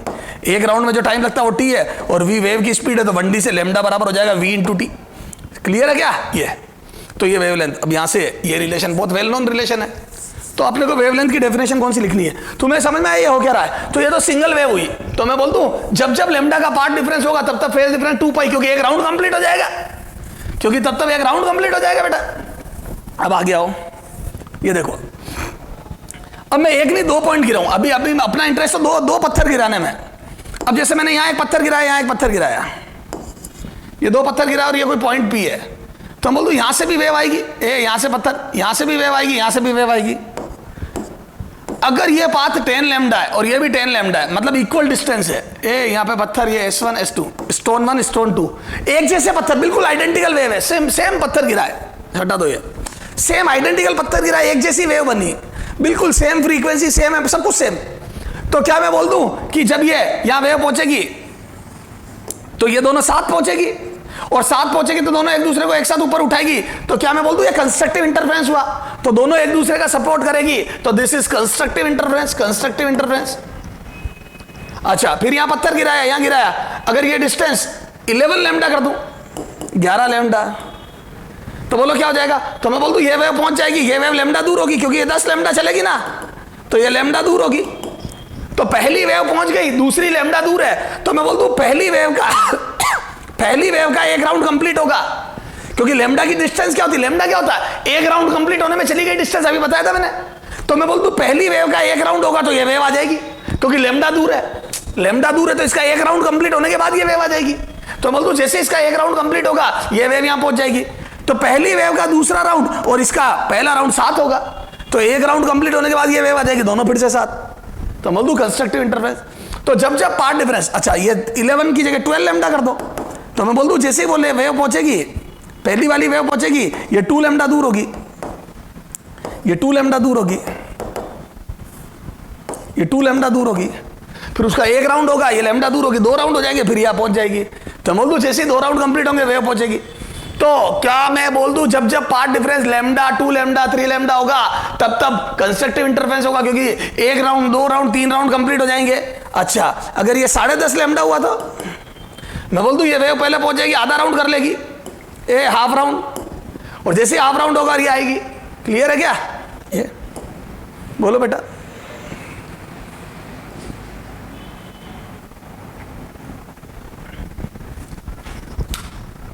हाँ, तो ये 10.5 लैम्डा का गैप होगी, ये 10.5 लैम्डा और ये 10 लैम्डा होगा, तो वही आधे, इसका आधा राउंड होगा और ये पहुंचेगी तो काट देगी एक दूसरे को। अरे भैया ये नीचे जा रही होगी और ये वाली वेव ऊपर जा रही होगी, क्योंकि ये आधे राउंड बाद पहुंची है, एक दूसरे के इफेक्ट को काट देगी। तो बोल दूं जब ये यहां पहुंचेगी तो ये λ/2 दूर होगी। क्लियर है? और λ/2 का बाद आधा, लैम्डा पर एक राउंड हो जाता है।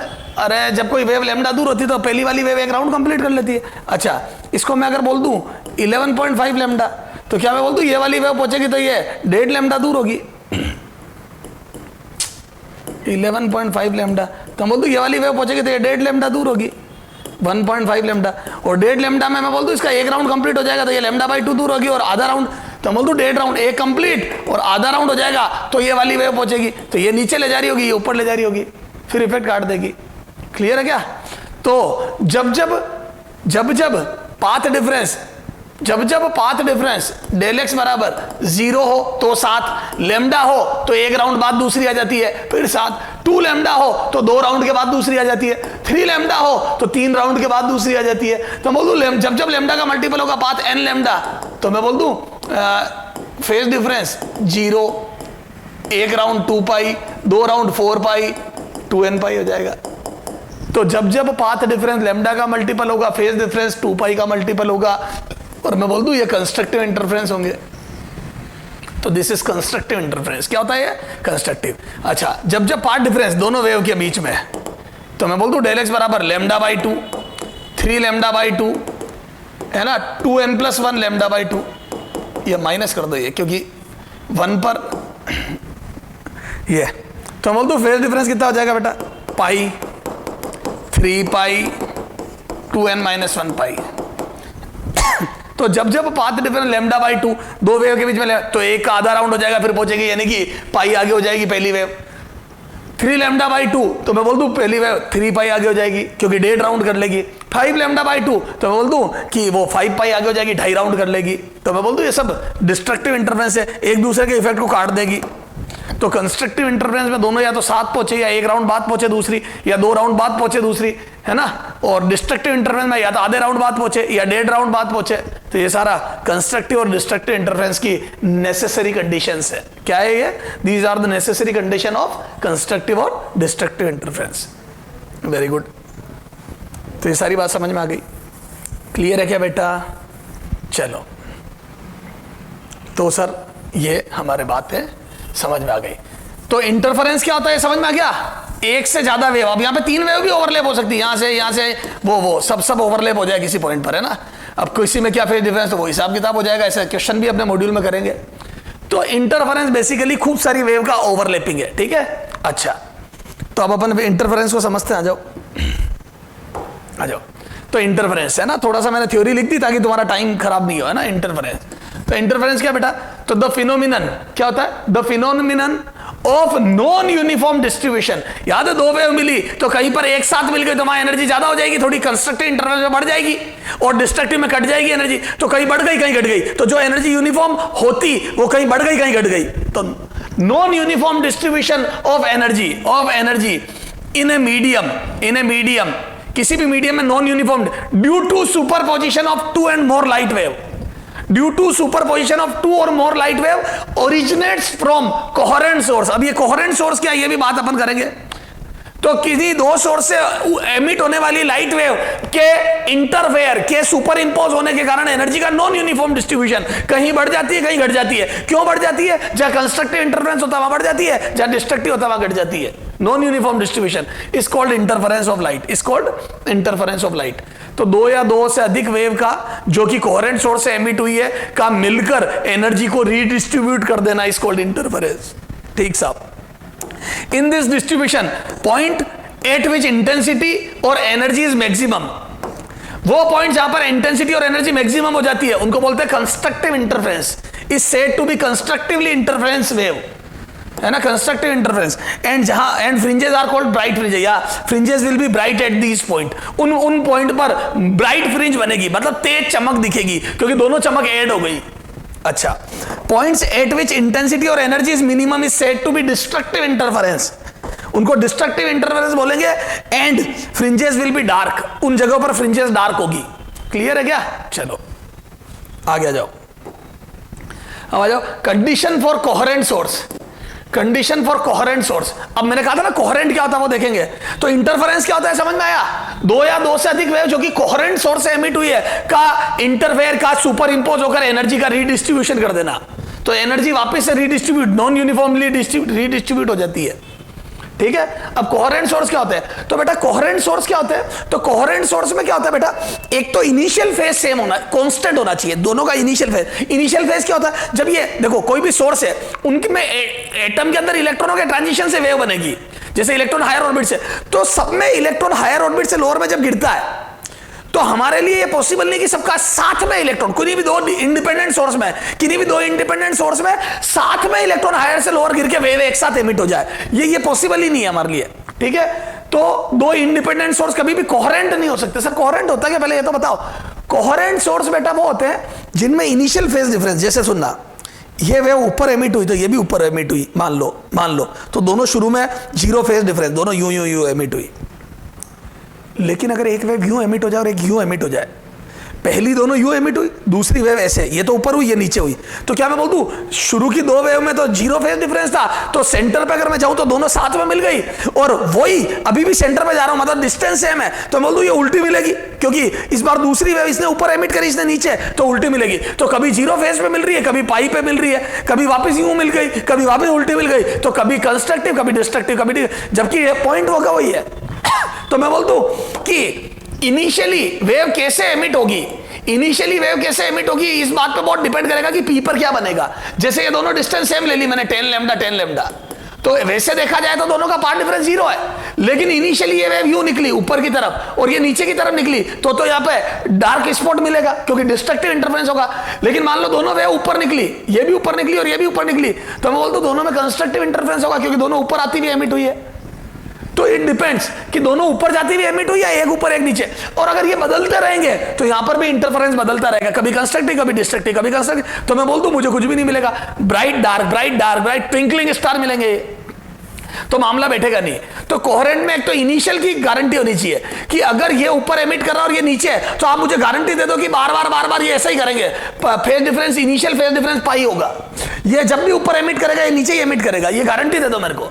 तो मैं बोल दूं इनिशियल फेज डिफरेंस कांस्टेंट होना चाहिए, इसकी गारंटी होनी चाहिए कि initial phase difference should be constant, phi initial should be constant, तो इनिशियल फेज डिफरेंस कांस्टेंट होना चाहिए। तो कंस्ट्रक्टिव कभी भी ध्यान, कोहेरेंट सोर्स वो होंगे जिनमें two source are said to be coherent if they emit wave with same frequency. हाँ, और एक दोनों की फ्रीक्वेंसी सेम होनी चाहिए। सर क्यों होनी चाहिए? ताकि मान लो तुमने गारंटी दे दी कि दोनों ऊपर आती हुई एमिट हो रही है, तो बोल दूं जहां मिली वहां पे दोनों साथ मिल गई ऊपर उठती हुई, अब दोनों की फ्रीक्वेंसी सेम होगी तभी तो हमेशा साथ रहेगी। अगर मान लो इसकी फ्रीक्वेंसी ओमेगा और इसकी 2 ओमेगा है, मतलब ये फास्ट है, तो मैं बोल दूं इसका एक राउंड होगा तब इसका आधा ही होगा, ये ढीली ढक्कन वेव है। इसकी फ्रीक्वेंसी डबल है तो मैं बोल दूं इसका एक राउंड होगा तो इसका आधा होगा। तो मैं बोल दूं दोनों साथ मिली थी लेकिन इसने फास्ट राउंड कर लिया और ये आधा हुआ। ये देख, ये इसका एक राउंड हो गया, ये देखो ना रे, ये इसका एक राउंड हो गया, इसका आधा ही हुआ। देखो वापिस देखो, ये तो उल्टी हो गई। तो एक राउंड में, पहले राउंड में तो दोनों साथ मिली थी, फिर एक राउंड इसका हुआ तो उल्टी हो गई। फिर 2 राउंड बाद देखो फिर से ये धीरे धीरे चलेगी और इसका दो राउंड हो गया, इसका एक हुआ, इसका 2 हो गए, फिर 7 हो गई। कभी कंस्ट्रक्टिव कभी डिस्ट्रक्टिव, कभी कंस्ट्रक्टिव। तो मैं बोल दूं दोनों के ओमेगा या दोनों की फ्रीक्वेंसी शुड बी सेम। अगर फ्रीक्वेंसी सेम नहीं हुई तो सिंक्रोनाइज नहीं हो पाएगी frequency same, so that synchronize रहे, सिंक्रो है ना, सिंक्रो। तो दोनों सिंक्रोनाइज रहनी चाहिए, ठीक है साहब। emitted wave should have constant phase difference, constant initial phase difference, should have constant initial या initial लिख लेना बेटा, should have constant initial phase difference। उनका जो दोनों वेव के बीच में initial phase difference है that should be constant। Clear है? तो 2 independent source can never B coherent, 2 independent source coherent हो ही नहीं सकते क्योंकि उनमें बार बार एटॉमिक ट्रांजिशन होगा। तो आप ये गारंटी नहीं दे सकते कि दोनों के बीच में फेज डिफरेंस अगर पाई है तो पाई रहेगा या 2 पाई है तो 2 पाई नहीं। तो सर फिर क्या करें? इसलिए हम हमेशा सिंगल सोर्स से दो सोर्स प्रोड्यूस करेंगे। सर ऐसा कैसे कर दोगे? इसके 3 मेथड बताऊंगा अभी। तो हम हमेशा सिंगल सोर्स से 2 सोर्स प्रोड्यूस करेंगे, अभी बता रहा हूं मैं। वापिस समझो, कोहेरेंट सोर्स कब होंगे बेटा? कोहेरेंट सोर्स तब होंगे जब इनिशियल फेज डिफरेंस कांस्टेंट हो और दोनों के ओमेगा सेम हो, दोनों की फ्रीक्वेंसी सेम हो, ताकि जैसी वेव मिले वैसी ही रहे। साथ मिले तो साथ रहे, अपोजिट मिले तो अपोजिट रहे। तो इनिशियल फेज डिफरेंस कांस्टेंट होना चाहिए और तो बस 100 बात के बाद इनिशियल फेज डिफरेंस कांस्टेंट होना चाहिए और ओमेगा फ्रीक्वेंसी सेम होनी चाहिए। ये 2 कंडीशन है, दीज 2 कंडीशन। ठीक साहब। सर 1 के 2 कैसे बनाओगे? देखो मेरे पास 3 मेथड है ना। तो 1 के 2 कैसे बनाऊंगा बताता हूं। एक तो देखो, जैसे सोर्स रखा है ना, अब मैं बोल दूं यहां से वेव जा रही है सब तरफ है ना, ये SHM जा रहे हैं। अब मैं बोल दूं चूंकि एक ही सोर्स है तो इससे एट ए टाइम जितनी भी वेव निकलेगी वो सब में ट्रांजिशन है भाई, हायर से लोअर में गिरा हुआ सबका ट्रांजिशन है एक जैसा, तो सारी वेव सेम निकलेगी। अब मैंने यहां होल कर दिए 2 इक्वी डिस्टेंस, यहां से इक्वी डिस्टेंस, तो मैं गारंटी ले लूंगा यहां होल कर दिए। तो याद है अकॉर्डिंग टू हाइगेन किसी भी वेव फ्रंट का के पर जो पॉइंट्स होते हैं वो से न्यू फ्रेश सेकेंडरी सोर्स की तरह बिहेव करते हैं। तो यहां से वापस हर डायरेक्शन में वेव जाएगी। एक्चुअल में ये होता है डिफ्रेक्शन की वजह से, ये हर डायरेक्शन में वेव जाएगी, ये इधर भी जाएगी, इधर भी जाएगी, इधर भी जाएगी, ये तो सब तरफ वेव जाएगी। अब ये जाके इस पर मिलेगी, इंटरफेयर करेगी। तो बोलो हर डायरेक्शन में वेव जाएगी और यहाँ इंटरफेयर करेगी। बोलो बेटा ये। तो अब देखो ना, अब ये बात तय है कि यहां से वेव जाएगी, ये दोनों इनका इनिशियल फेज डिफरेंस कांस्टेंट रहेगा, जो क्योंकि ये एक ही सोर्स की 2 सोर्स है। तो 1 के 2 बनाए, तो एक तो YDAC में बनाते हैं, तो एक तो डबल स्लिट एक्सपेरिमेंट से बनाते हैं है ना, एक तो डबल स्लिट एक्सपेरिमेंट से बनाते हैं है ना। तो डबल स्लिट से एक बनाते हैं लोएड मिरर, एक मिरर लगा दो। अब देखो मिरर में कैसे बनेगा, ये अगले पेज पे समझा देता हूं। ये देखो यहां मिरर रख दिया, अब ये एक सोर्स है S है ना, ये लाइट गई, ये टकराई और ये यूं गई, ठीक है। तो मैं बोल दूं ये तो एक तो अच्छा, और रिफ्लेक्टेड वेव मैं बोल दूं या नीचे से कहीं से आ रही है। याद है जितनी डिस्टेंस पे ऑब्जेक्ट होता है उतना, तो ये डिस्टेंस अगर 1 mm होगी है ना, तो मैं बोल दूं ये 1 mm नीचे इसकी इमेज बनेगी, ये S डैश। तो बोल दूं ये वाली वेव ऐसा लग रहा है S डैश से आ रही है और ये एक डायरेक्ट वेव गई। तो बोल दूं ये 2 सोर्स हो गए, देखो इसी से एक वेव डायरेक्ट गई, एक रिफ्लेक्टेड गई। तो बोल दूं इनिशियल फेज की गारंटी हो गई, इनिशियल फेज की गारंटी हो गई। तो 2 डिफरेंट वेव, सिर्फ पाथ चेंज करा के 2 वेव बना दी। तो इसको बोलते हैं लोएड मिरर एक्सपेरिमेंट। तो लोएड मिरर यूज करके एक होता है फ्रेस्नेल्स बाइप्रिज्म। क्या होता है बेटा? फ्रेस्नेल्स बाइप्रिज्म। ये ऐसे 2 प्रिज्म रख देते हैं, ये 2 प्रिज्म ऐसे सटा के रख देते हैं। अब देखो बेटा, तो यहां से एक सोर्स रखा, तो ये क्या होगा बेटा? डेविएशन होगा इसका, ये है ना, ये डेविएट होंगे, तो ये वेव यहां से आती हुई लगेगी है ना ऊपर। तो ये एक नया सोर्स S1 बन गया, क्योंकि ये सारे डेविएट हो गए रे पीछे से, और यहां पे भी रे जो गिरेगी बेटा वो ऐसे, ये तो ये यहां से आती हुई लगेगी, ये S2। तो ये नीचे गिरने वाली वेव सब यूं जाएगी है, और ये जो यहाँ पे इंटरफेयरिंग एरिया आ जाएगा, ये देखो ना, ये यहाँ जा रही है, ये यहाँ आ रही है, ये यहाँ पे इंटरफेरेंस हो जाएगा। क्लियर है? तो ये 2 सोर्स बन गए। तो ये वेव, ये सारी वेव यहां से आती, समझ गए? तो फ्रेस्नेल्स बाइप्रिज्म, लोएड मिरर और यंग डबल स्लिट एक्सपेरिमेंट से मैं एक के दो सोर्स बना सकता हूं, है ना? तो एक के दो सोर्स बनाने के मेरे पास बहुत सारे मेथड है, ठीक है? ये पेज डिलीट कर दूं वापस, तो आ जाओ। तो कोहेरेंट सोर्स क्या होता है सर, समझ में आ गया? एक के दो कैसे बनाते, समझ में आ गया? Condition for stable interference pattern, आपको अगर स्टेबल इंटरफेरेंस पैटर्न चाहिए, मतलब जो समय के साथ ना बदले, तो क्या कंडीशन है? याद है, ओमेगा सेम होना चाहिए, क्योंकि ओमेगा अलग अलग हुआ तो कभी ब्राइट कभी डार्क, कभी ब्राइट कभी डार्क, कभी ब्राइट कभी 7, कभी इसका एक राउंड हो जाएगा उल्टी, फिर 7 फिर उल्टी, फिर 7 फिर उल्टी, तो एक तो ओमेगा सेम। अच्छा, और अगर स्टेबल इंटरफेरेंस पैटर्न चाहिए तो दोनों वेव एमिट करने चाहिए। ऐसा नहीं हो आप सोर्स ही बंद कर दो, पता पड़ा थोड़ी देर सोर्स चालू करा फिर बंद कर दिया, पता पड़ा इंटरफेरेंस गायब। हाँ, तो एक तो लाइट हमेशा ऑन रहनी चाहिए, तो एक तो two source must emit continuously waves continuously, तो दोनों सोर्स कंटिन्यूअस वेव एमिट करने चाहिए, नोट कर लेना बेटा। तो दोनों सोर्स कंटिन्यूअसली वेव एमिट करने चाहिए, अभी आ जाएगा ये। तो two source must emit wave continuously, continuous wave emit करने चाहिए, ठीक है? Two source should be coherent, coherent में वो सारी बात आ गई क्या? दोनों बातें, ओमेगा सेम होना चाहिए, ओमेगा सेम, ठीक है? और initial phase difference constant, del phi initial constant होना चाहिए, बदलना नहीं चाहिए। भैया तुम अगर अपोजिट हो तो अपोजिट रहो, साथ हो तो साथ रहो, शुरू में जो हो गया वो हो गया, बार बार वही होना चाहिए, ठीक साहब? अब अगर अच्छा इंटरफेरेंस चाहिए, good contrast, good interference pattern, ये तो हो गया कंडीशन फॉर स्टेबल इंटरफेरेंस। तो दो बातें, ओमेगा सेम होना चाहिए, इनिशियल फेज कांस्टेंट होना चाहिए और वेव कंटिन्यूअस आती रहनी चाहिए, तो आपको स्टेबल इंटरफेरेंस तो मिल जाएगा।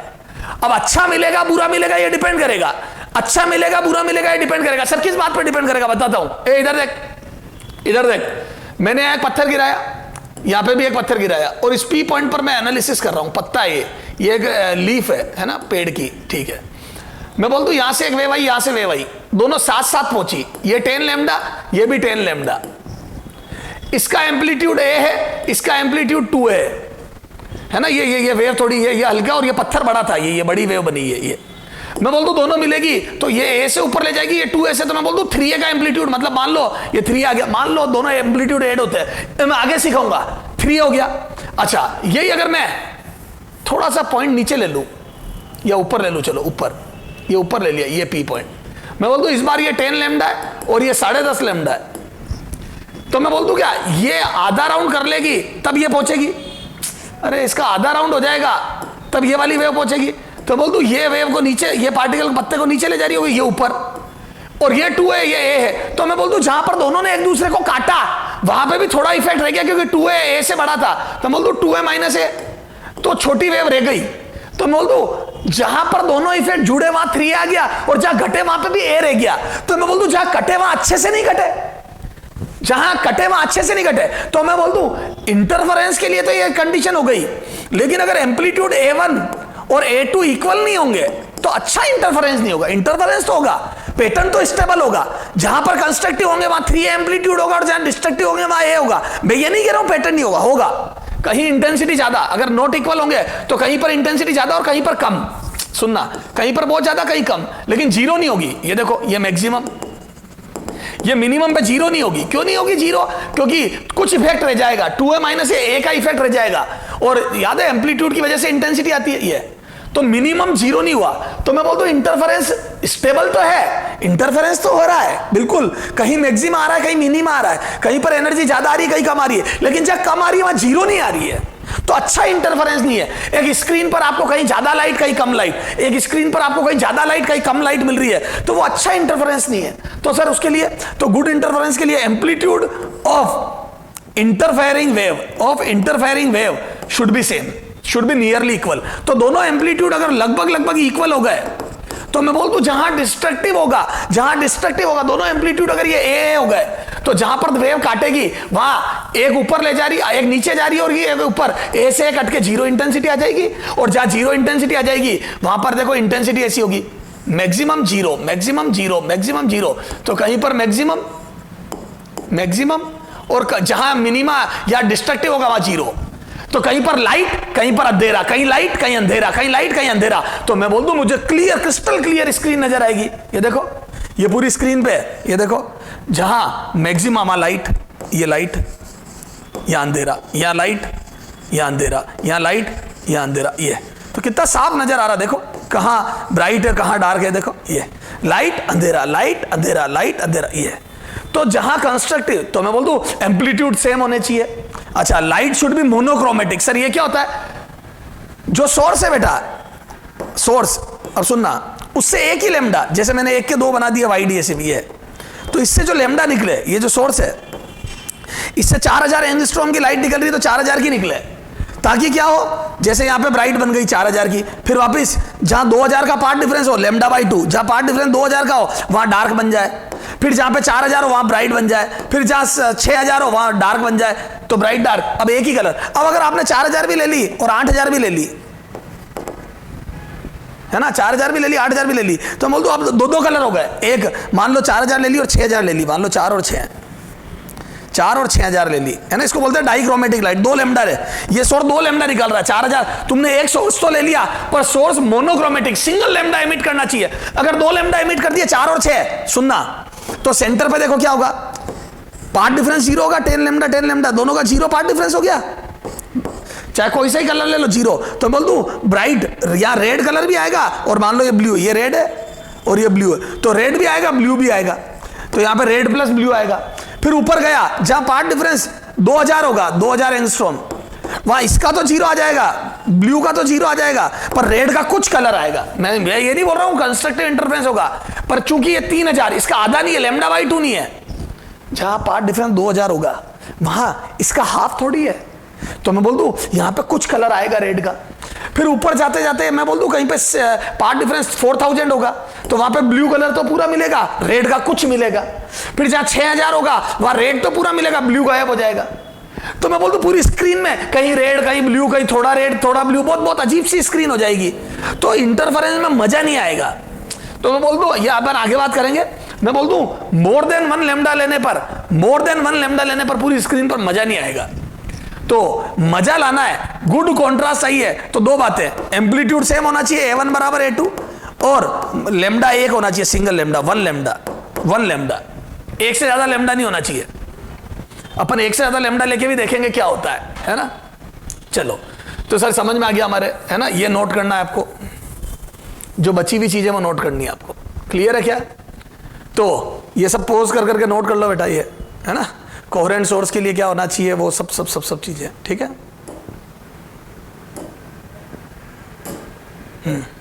अच्छा, एक बात बताओ, तो गुड इंटरफेरेंस क्या होता है, इंटरफेरेंस क्या होता है, स्टेबल इंटरफेरेंस क्या होता है ना, सारी बात बता दी। अच्छा, जब लेमडा का पार्ट डिफरेंस होगा, मैंने बताया था तेरे को, ये देख, हाँ, जब लेमडा का दो वेव के बीच में लेमडा का पार्ट डिफरेंस होगा, फेज डिफरेंस कितना होगा, याद है, लेमडा दूर होती है वेव तो 1 राउंड हो जाता है, तो बोल दो 1 राउंड होने पर 2 पाई का फेज डिफरेंस होगा।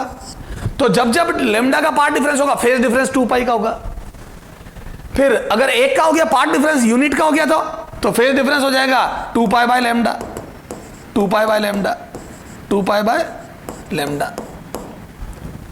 फिर पाथ डिफरेंस अगर डेल एक्स का हो गया तो फेज डिफरेंस कितना आ जाएगा, डेल पाई बराबर 2 पाई by lambda into del X. ये वेरी वेरी इंपॉर्टेंट रिलेशन। तो मैं बोल दूं फेज डिफरेंस बराबर होता है बेटा 2 पाई by lambda into del X, ये होता है पाथ डिफरेंस और फेज डिफरेंस में रिलेशन। फेज डिफरेंस बराबर 2 पाई by lambda into path difference, ये इस पे क्वेश्चन करेंगे। चलो आ जाओ, 4 इंडिपेंडेंट, एक क्वेश्चन करते हैं। 4 independent waves are represented by, ये 4 वेव है, 1 2 3 4, ये 4 वेव मैंने बना दी। एक का एम्पलीट्यूड A1, दूसरी का A2 A3 A4, और सबके फ्रीक्वेंसी सेम है, ओमेगा ओमेगा ओमेगा, याद है फ्रीक्वेंसी सेम होनी चाहिए, ठीक साहब। चलो, then the waves for which interference phenomenon is observed will be, कौन सी वेव में इंटरफेरेंस होगा, तो मैं बोल दूं सबके ओमेगा सेम है तो वेव मिलेगी तो इंटरफेरेंस ऑब्जर्व होगा नहीं। सर क्यों नहीं, इंडिपेंडेंट सोर्स है, और याद है independent source can never be coherent, can never be coherent, can never be coherent. बोलो, मैंने बताया था तुम्हारे को इंडिपेंडेंट सोर्स कभी कोहेरेंट नहीं हो सकते। ये देखो ये यहां लिखा था, 2 independent source can never be coherent, ये लिखी है देख थ्योरी में। 2 इंडिपेंडेंट सोर्स कभी कोहेरेंट नहीं हो सकते, तो मैं बोल दूं जब 2 इंडिपेंडेंट सोर्स कभी कोहेरेंट नहीं हो सकते, तो मैं बोल दूं अगर ये कैन नेवर बी कोहेरेंट और कोहेरेंट नहीं हो तो इंटरफेरेंस नहीं होगा। याद है मैंने बताया था इंटरफेरेंस के लिए कोहेरेंट होना बहुत जरूरी है। देखो इंटरफेरेंस के लिए दो स्टेबल इंटरफेरेंस के लिए एक तो कंटिन्यूअस लाइट आनी चाहिए और एक सोर्स कोहेरेंट होने चाहिए। कोहेरेंट में दो बातें होती है, एक तो ओमेगा सेम होना चाहिए और एक इनिशियल फेज डिफरेंस कांस्टेंट होना चाहिए। अब देखो ये इंडिपेंडेंट सोर्स है तो दोनों सोर्स का ओमेगा, दोनों सोर्स की लाइट की फ्रीक्वेंसी तो सेम है, ये सोर्स 1 सोर्स 2 दोनों की आपने फ्रीक्वेंसी तो सेम ले ली है ना, ओमेगा तो सेम ले लिया, पर इनिशियल फेज की गारंटी नहीं है, कभी ऊपर एमिट करते हैं, कभी ये ऊपर करता है, ये नीचे करता है, कभी ये ऊपर करता है, ये पाई/2 से स्टार्ट करता है, तो इनिशियल फेज बदल रहा है। तो मैं बोल दूं ट्विंकल ट्विंकल लिटिल स्टार हो जाएगा, ठीक है, तो बोल दूं कैन नेवर बी कोहेरेंट, तो इंटरफेरेंस होएगा ही नहीं, नन, कोई सी भी वेव के बीच में इंटरफेरेंस नहीं होगा। तो इनमें से कोई सी भी वेव को मिला दो, वहां पे ट्विंकलिंग स्टार होंगे, कभी ब्राइट कभी डार्क, कभी ब्राइट, क्योंकि इनिशियल फेज डिफरेंस वेरी कर रहा होगा। तो बोल दू can never be coherent, del phi initial will not be constant, constant होगा ही नहीं, वो बदलता रहेगा, है ना, वेरिएबल होगा, वेरिएबल होगा, वेरिएबल इनिशियल फेज डिफरेंस होता है, वेरिएबल, ठीक है, तो दिक्कत है। ठीक साहब, आगे आ जाओ। हाँ, equation of wave produced by coherent source, अब यहां साफ लिख दिया कोहेरेंट सोर्स, है ना, and interfering at a point is given by, चार वेव, कुछ वेव्स है जो एक कोहेरेंट जो कोहेरेंट सोर्स से प्रोड्यूस हो रही है और एक पॉइंट पर इंटरफेयर कर रही है, ये इंटरफेयर कर रही है। The wave for which interference phenomenon is observed will B, इनमें से कौन सी वेव में इंटरफेरेंस हो जाएगा, तो मैं बोल दूं अब ओमेगा देखो, तो इसका ओमेगा, इसका ओमेगा, इसका ओमेगा, इसका ओमेगा, सबका ओमेगा सेम है, कोहेरेंट सोर्स है तो ओमेगा सेम होना चाहिए, तो कोहेरेंट है तो मैं बोल दूं डेल फाई इनिशियल कांस्टेंट है, ये गारंटी ले ली मैंने, ए कोहेरेंट का मतलब गारंटी ले ली, और ओमेगा सेम है, ये भी गारंटी ले ली, ठीक साहब, है ना, ओमेगा अलग हो सकता। हाँ चलो, अब मैं बोल दूं इंटरफेरेंस में, ये कई बच्चे बोलते हैं सर एम्पलीट्यूड अलग है, इंटरफेरेंस नहीं होगा, क्यों, एम्पलीट्यूड अलग है तो क्या हुआ, इंटरफेरेंस होने के लिए एम्पलीट्यूड का कोई लेना देना नहीं है, देख ले, स्टेबल इंटरफेरेंस में एम्पलीट्यूड की कोई बात ही नहीं हुई थी, सर नीचे हुई, अरे वो तो अच्छे इंटरफेरेंस के लिए हुई है, इंटरफेरेंस होने के लिए एम्पलीट्यूड का कोई लेना देना नहीं है, A2 है तो इंटरफेरेंस तो होगा ना, जहां 7 मिलेगी वहां 3 होगा, जहां अपोजिट मिलेगी वहां A होगा, कहीं इंटेंसिटी ज्यादा होगी कहीं कम होगी, अच्छे बुरे की बात चल रही थी वो तो, है ना, इंटरफेरेंस तो होगा, तो बोल दू यस इंटरफेरेंस तो होगा,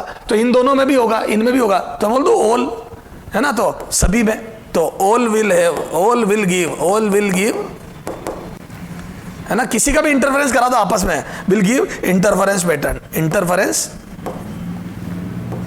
पैटर्न, तो सारी वेव इंटरफेरेंस पैटर्न देगी, चाहे इसको इससे मिला तो भी इंटरफेरेंस होगा, इसको इससे मिला तो भी होगा, इसको इससे मिला तो भी, सब चारों 1 2 3 4 सबको मिला दो, सब इंटरफेरेंस देंगे आपस में, ठीक साहब। अगर मैं इस क्वेश्चन को चेंज करूं, wave for which good interference या गुड और लगा दो, good interference phenomenon is observed will be good interference, अगर ये लिख देता वो गुड इंटरफेरेंस, अब बताओ, अब आंसर चेंज हो जाता, क्यों, क्योंकि देखो इन दोनों में गुड इंटरफेरेंस नहीं होगा, तो y1 एंड y2, पहला ऑप्शन देता है ए, गलत, क्यों, A1 not equal to A2, दोनों के एम्पलीट्यूड सेम नहीं है, अच्छा, फिर y2 y3 नहीं, ठीक है, क्या y1 y3 देता, y1 एंड y3, हाँ यस, क्यों, एम्पलीट्यूड सेम है, सर फेज, अरे होने देना, यहां पर फेज डिफरेंस कहीं पे 0 होगा, कहीं पाई होगा, कहीं 2 पाई होगा, जहां 0 होगा वहां पे कंस्ट्रक्टिव मतलब इंटेंसिटी मैक्सिमम होगी, और जहां 0 पाई होगा वहां पे दोनों एक दूसरे को काट के 0 हो जाएगी, तो कहीं ब्राइट कहीं डार्क, कहीं ब्राइट कहीं डार्क, पर जहां डार्क होगी वहां 0 इंटेंसिटी आ जाएगी, क्यों, क्योंकि एम्पलीट्यूड सेम है, कट के 0 आ जाएगा, बिल्कुल ओके। तो ये गुड इंटरफेरेंस कौन देंगे, ये दोनों गुड इंटरफेरेंस देंगे, क्या ये दोनों, हाँ, ये आ जाओ C, y1 and y4, yes, ये भी गुड इंटरफेरेंस देंगे y1 एंड y4, क्यों सर, इनके भी एम्पलीट्यूड सेम है y1 y4 के, y3 y4 भी देंगे D, y3 y4, हाँ बेटा फेज डिफरेंस से कोई दिक्कत नहीं है, y4 यस, y4 हाँ, तो y3 y4 देंगे, y1 y3 देंगे, y1 y4 देंगे, क्लियर है, तो मैं बोल दूं ये तीनों देंगे, ये तीनों, ठीक है, तो ये तीनों गुड इंटरफेरेंस देंगे। तो अच्छे इंटरफेरेंस के लिए एम्पलीट्यूड सेम होना जरूरी है, इंटरफेरेंस के लिए नहीं। तो दो बातों से मेरे हिसाब से क्लियर हो गया होगा कि इंटरफेरेंस और अच्छे इंटरफेरेंस में क्या अंतर है, ठीक साहब। चलो, प्रिंसिपल ऑफ सुपरपोजिशन, ये तो तुम्हें आता है, तुमने इलेक्ट्रो में भी पढ़ा हुआ, क्या होता है सुपरपोजिशन, दो मतलब जैसे इलेक्ट्रो में होता है एक चार्ज पर खूब सारे चार्ज का इफेक्ट लेके नेट निकालना, वेक्टर सम फोर्स का, ये सुपरपोजिशन। ऐसे ही वेव में क्या होता है, किसी पॉइंट पर एक से ज्यादा वेव अगर इंटरफेयर कर रही है, किसी पॉइंट पर अगर एक से ज्यादा वेव सुपर इंपोज हो रही है, तो नेट डिस्प्लेसमेंट इंडिविजुअल डिस्प्लेसमेंट का वेक्टर सम होगा। ध्यान रखना, वेक्टर सम। एक वेव ऊपर एक नीचे तो कटेंगे, एक वेव इधर एक इधर है तो 90 डिग्री पे सम होगा, तो वेक्टर है ना। तो व्हेन टू और more than and more waves, two or more waves superimpose at a point, then resultant displacement, when two or more wave superimpose at a point, then resultant displacement of particle is equal to vector sum of their individual displacement. तो resultant displacement जो होगा particle का दो wave या दो से ज्यादा wave के सुपर इंपोज होने पर, वो इंडिविजुअल डिस्प्लेसमेंट का वेक्टर सम होगा, vector sum of their individual displacement. ये तो बोल दो वाई नेट बराबर y1 प्लस y2, बहुत सीधा है। अच्छा ये देखो दो वेव है, ये y1 ये y2, क्या मैं बोल दूं ये दोनों कंस्ट्रक्टिव? हाँ देखो ना, दोनों का पीक, दोनों ऊपर ले जा रही है पार्टिकल को एक साथ, तो दोनों को ऐड करा तो ये नेट वेव आ गई। ये देख थोड़ा एम्पलीट्यूड बढ़ गया, ये देखो ना। तो दोनों वेव अगर कंस्ट्रक्टिवली इंटरफ्रेंस करती है तो एम्पलीट्यूड बढ़ जाता, ये कंस्ट्रक्टिव इंटरफ्रेंस। तो दो वेव मिली और दोनों का एम्पलीट्यूड ऊपर, दोनों ऊपर ले जा रही थी तो ऐड हो गया। यहां पे देखो एक वेव ये ऊपर है, ये पहली वाली वेव y1 ऊपर है, ये देख ये y1 ऊपर है ना, और ये y2 नीचे, ये देखो ये y2। तो बोल दो एक वेव ऊपर है एक नीचे, ये देखो एक पार्टिकल को ऊपर ले गई और एक नीचे ले गई, तो दोनों कट के नेट वेव ये देखो ये येलो वाली, ये नेट वेव। क्लियर है क्या? तो इसमें एक ऊपर ले गई एक नीचे, तो ये डिस्ट्रक्टिव इंटरफ्रेंस है, ये डिस्ट्रक्टिव इंटरफ्रेंस। तो कंस्ट्रक्टिव इंटरफ्रेंस में दोनों वेव ऊपर थी y1 y2, तो ऐड हो गया y नेट, ज्यादा आ गया। यहां पे एक वेव ऊपर थी y1 और एक वेव नीचे थी, तो नेट ये बीच में आ गया, कट के थोड़ा कम हो गया। अगर यही एम्पलीट्यूड बराबर होता तो कट के 0 आ जाता, सीधी लाइन आ जाती। बोलो सर समझ में आ गया? तो प्रिंसिपल ऑफ सुपरपोजिशन बहुत आसान है। अब आ जाओ दो वेव का इंटरफेरेंस का मैथमेटिकल एनालिसिस। अब अपन कर रहे हैं mathematical analysis of interference pattern. तो दो वेव जो इंटरफेयर कर रही है उसका मैथमेटिकल, याद है मैंने बोला था एम्पलीट्यूड जुड़ जाएंगे, इंटेंसिटी जुड़ जाएगी। अब कैसे जुड़ेगी वो देखते हैं, आ जाओ। Consider two waves with same frequency and different amplitude. Sir different क्यों ले रहे हो एम्पलीट्यूड? मुझे अच्छा इंटरफेरेंस नहीं करना, अच्छा करना होगा तो लास्ट में a1 बराबर a2 कर दूंगा। तो पहले तो पढ़ाई तो मैं जनरल करूंगा ना भाई, पढ़ाई करते वक्त थोड़ी मैंने शुरू से एम्पलीट्यूड सेम लेके बैठ जाऊंगा। हालांकि एनसीईआरटी ने शुरू से ही सेम एम्पलीट्यूड लिया, नहीं अपन अलग अलग लेंगे। तो मैंने ले लिया a1 क्योंकि हमें न्यूमेरिकल भी करने बेटा, तो मैंने ले लिया एक वेव को तो एट ए पॉइंट। तो दो वेव एक पॉइंट पर इंटरफेयर कर रही है, दो वेव एक पॉइंट पर इंटरफेयर कर रही है। एक की इक्वेशन ये रही, y1 is equal to a1 sine omega T, ये, और y2 ये वेव पहले ही पहुंच गई थी y2 a2 sign omega T plus five, omega T plus five. ये दो वेव एक पॉइंट पर इंटरफेयर कर रही है, दोनों के बीच में ये फेज डिफरेंस है, this five is phase difference. Five क्या है? Five is phase difference, phase difference ये, ठीक है। ये अब ये दोनों वेव मिली तो अपन ने सुपरपोजिशन थ्योरम लगाई, y नेट बराबर y1 प्लस y2। आ जाओ, तो ये हो जाएगा a1 साइन ओमेगा टी, पहली वेव, ये a2 sign omega T plus 5 दूसरी वेव। इसको साइन a प्लस बी के फॉर्मूले से एक्सपेंड करो। साइन a प्लस बी का फॉर्मूला पढ़ा था ना बेसिक मैथ में, बोलो क्या होता है? Sine a cos B plus cos a sine B. तो ये एक्सपेंड करा, तो ये तो यूं की यूं लिख दी, ये देख ये तो यूं की यूं। अब इसको एक्सपेंड करा, sine A sine omega T, cos B cos phi, ये देखो ना ए ओमेगा टी हो गया और बी फाइव हो गया, sine A cos B plus cos A cos omega T sine phi. अब यहां से साइन ओमेगा टी साथ ले लिए, ये दोनों साथ ले लिए, तो यहां से साइन ओमेगा टी दोनों का साथ ले लिया, तो ये a2 कोस फाइव अंदर आ गया और a1 ये था, तो ये a1 और ये a2 कोस फाइव। तो a1 plus a2 cos phi sine omega T plus ये कोस ओमेगा टी, ये रहा, ये देखो ये कोस ओमेगा टी और ये a2 साइन फाइव यहां गया। ये अब ये हो गया साइन ओमेगा टी का कोफिशिएंट, इसको याद है अपन ने बेसिक मैथ में पढ़ा, स्मॉल है बोल दो, और कोस ओमेगा टी का कोफिशिएंट इसको बेसिक मैथ में पढ़ा, स्मॉल बी बोल दो। तो ये हो गया स्मॉल है, ये हो गया स्मॉल बी, ये स्मॉल है स्मॉल बी। तो मैं बोल दूं इसको मैं a sign theta plus b cos theta लिख सकता हूं, ये y बराबर। और याद है इसको एक टर्म में लिखने का बेसिक मैथ में पढ़ा, A square plus B square का root under sine theta plus psi होता है। बेटा अब आप बेसिक मैथ उठा के देखो, मेरा काम नहीं है। तो A square plus B square का root under sine theta plus psi, this theta और ये नया एंगल साई। ठीक है, अब ये शाई कैसे लिखते हैं वो सब मैंने आगे बता रखा, चला जाओ डायरेक्ट। तो बोल दो इसको अपन लिख सकते हैं using basic math we can write this expression, क्या वाई नेट बराबर इन दोनों का एक बना के ए नेट। अब वो ए नेट क्या होता है, इसका स्क्वायर, ये देखो ए नेट क्या हो जाएगा, इसका स्क्वायर पूरे का, देखो यहां ये ए नेट, तो ए नेट क्या हो जाएगा बोलो, इसका स्क्वायर, क्या a1 plus a2 cos phi का square plus a2 sine phi का स्क्वायर का रूट अंडर, ये करो स्क्वायर। तो पहले वाले में आ जाएगा a1 स्क्वायर, फिर इसका स्क्वायर करूंगा तो a2 स्क्वायर कोस स्क्वायर फाई, इसका करूंगा तो a2 square sine square phi.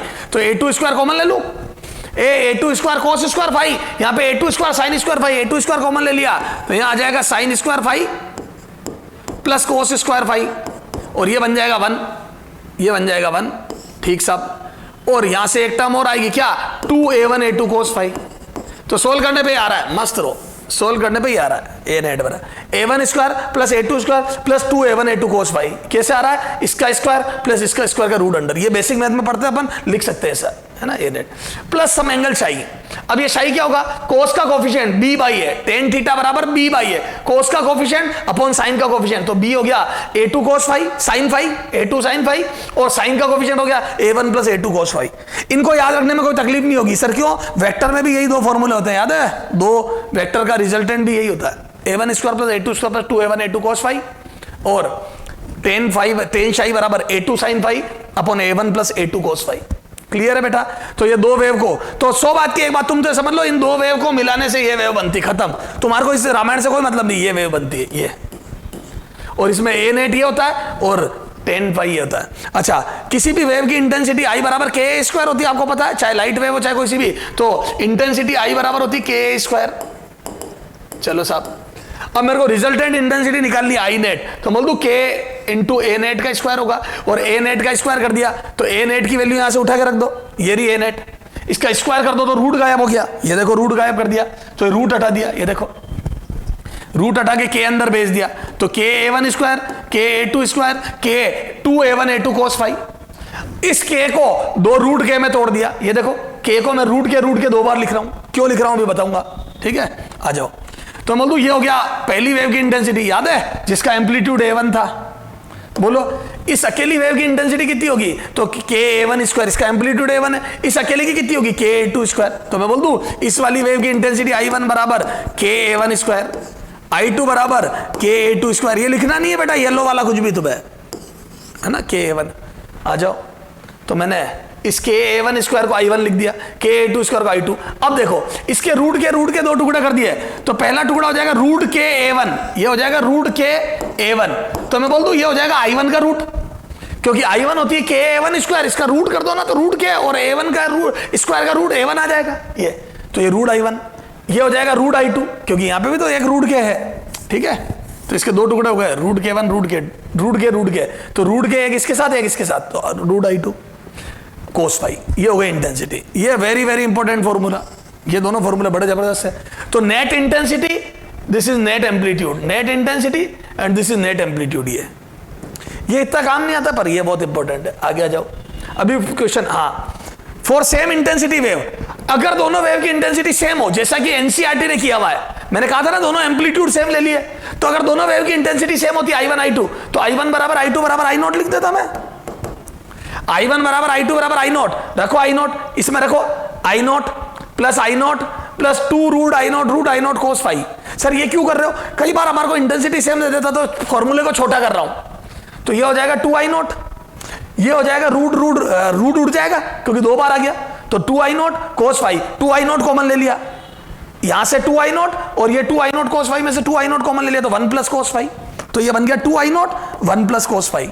और इस 1 प्लस कोस फाई को क्या लिख सकता हूं मैं, इस 1 प्लस कोस फाई को क्या लिख सकता हूं मैं, 2 कोस स्क्वायर, अरे यार ये यहां से, तो मैं बोल दूं इसको 1 प्लस कोस फाई को, याद है बेसिक मैथ में पढ़ा हुआ तुमने, यहां जाओ याद करो, कोस स्क्वायर थीटा, या यूं लिख दो cos square theta by 2, is equal to 1 plus cos theta, 1 plus cos theta, double angle formula पढ़े हो ना, half angle double angle, cos theta by 2।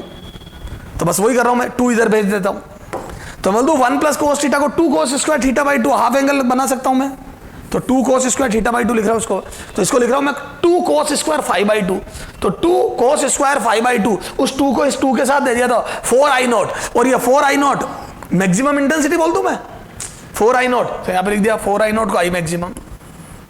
Sir क्यों बोलती, यहां देखो ना, जब cos फाई 1 होगा, cos फाई 1 होगा तो ये 4I0 ही तो आएगी। तो ये आ गया, तो 4I0 या यूं ही छोड़ दो, चलो छोड़ो। तो जब दो I0 इंटेंसिटी की वेव सुपर इंपोज होती है सेम इंटेंसिटी की, तो I नेट आता है 4I0 cos square 5 by 2, where 5 is phase difference between these two wave. Sir अब ये सर इतना हमारे समझ में नहीं आ रहा है ना। चलो अभी बात करते हैं फॉर कंस्ट्रक्टिव इंटर। अब ये तो है जनरल फॉर्मूला। क्या है ये? General formula. अब याद है स्पेशल केस, याद है जहां कंस्ट्रक्टिव इंटरफेरेंस होगा। फॉर कंस्ट्रक्टिव इंटरफेरेंस, बोलो कंस्ट्रक्टिव इंटरफेरेंस कब होता है? जब या तो दोनों वेव साथ मिले, पार्ट डिफरेंस 0, दोनों एक साथ पहुंच जाए, या याद है एक वेव लेमडा पीछे रह जाए। मैंने बताया था एक राउंड होने के बाद आए, या 2 राउंड होने के बाद आए, या n राउंड होने के बाद आए, और जब साथ पहुंचेगी तो 0 फेज डिफरेंस होगा। 1 राउंड होने के बाद आएगी तो 2 पाई का फेज डिफरेंस होगा, 2 राउंड के बाद आएगी तो 4 पाई का होगा। ऐसे चलता रहेगा 2n पाई। मैं बोल दूं चाहे 0 का फेज डिफरेंस हो चाहे 2 पाई, कोस 0 की वैल्यू 1 होती है, कोस 2 पाई की वैल्यू 1 होती है, कोस 4 पाई की 1। तो मैं बोल दूं ये मैक्सिमम वैल्यू है। और जब जब कोस मैक्सिमम होगा, इंटेंसिटी भी मैक्सिमम आएगी, एम्पलीट्यूड भी मैक्सिमम आएगा। देखो ये भी मैक्सिमम आएगा, अरे बोलो, और ये एम्पलीट्यूड भी मैक्सिमम आएगा। कितना आएगा? जैसे यहां 1 रखूंगा, जैसे यहां 1 रखूंगा, ये छुप जाएगा, 1 हो जाएगा।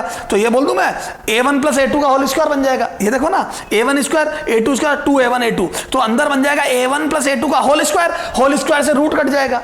तो बोल दूं maximum amplitude a1 plus a2 आ जाएगा। ये देखो ये, तो मैं बोल दूं hence amplitude and intensity will be maximum. कितनी होगी? a maximum a1 plus a2। कैसे आया? कोस फाई को 1 रखा और स्क्वायर करके रूट करा तो a1 प्लस a2। ये एम्पलीट्यूड मैक्सिमम।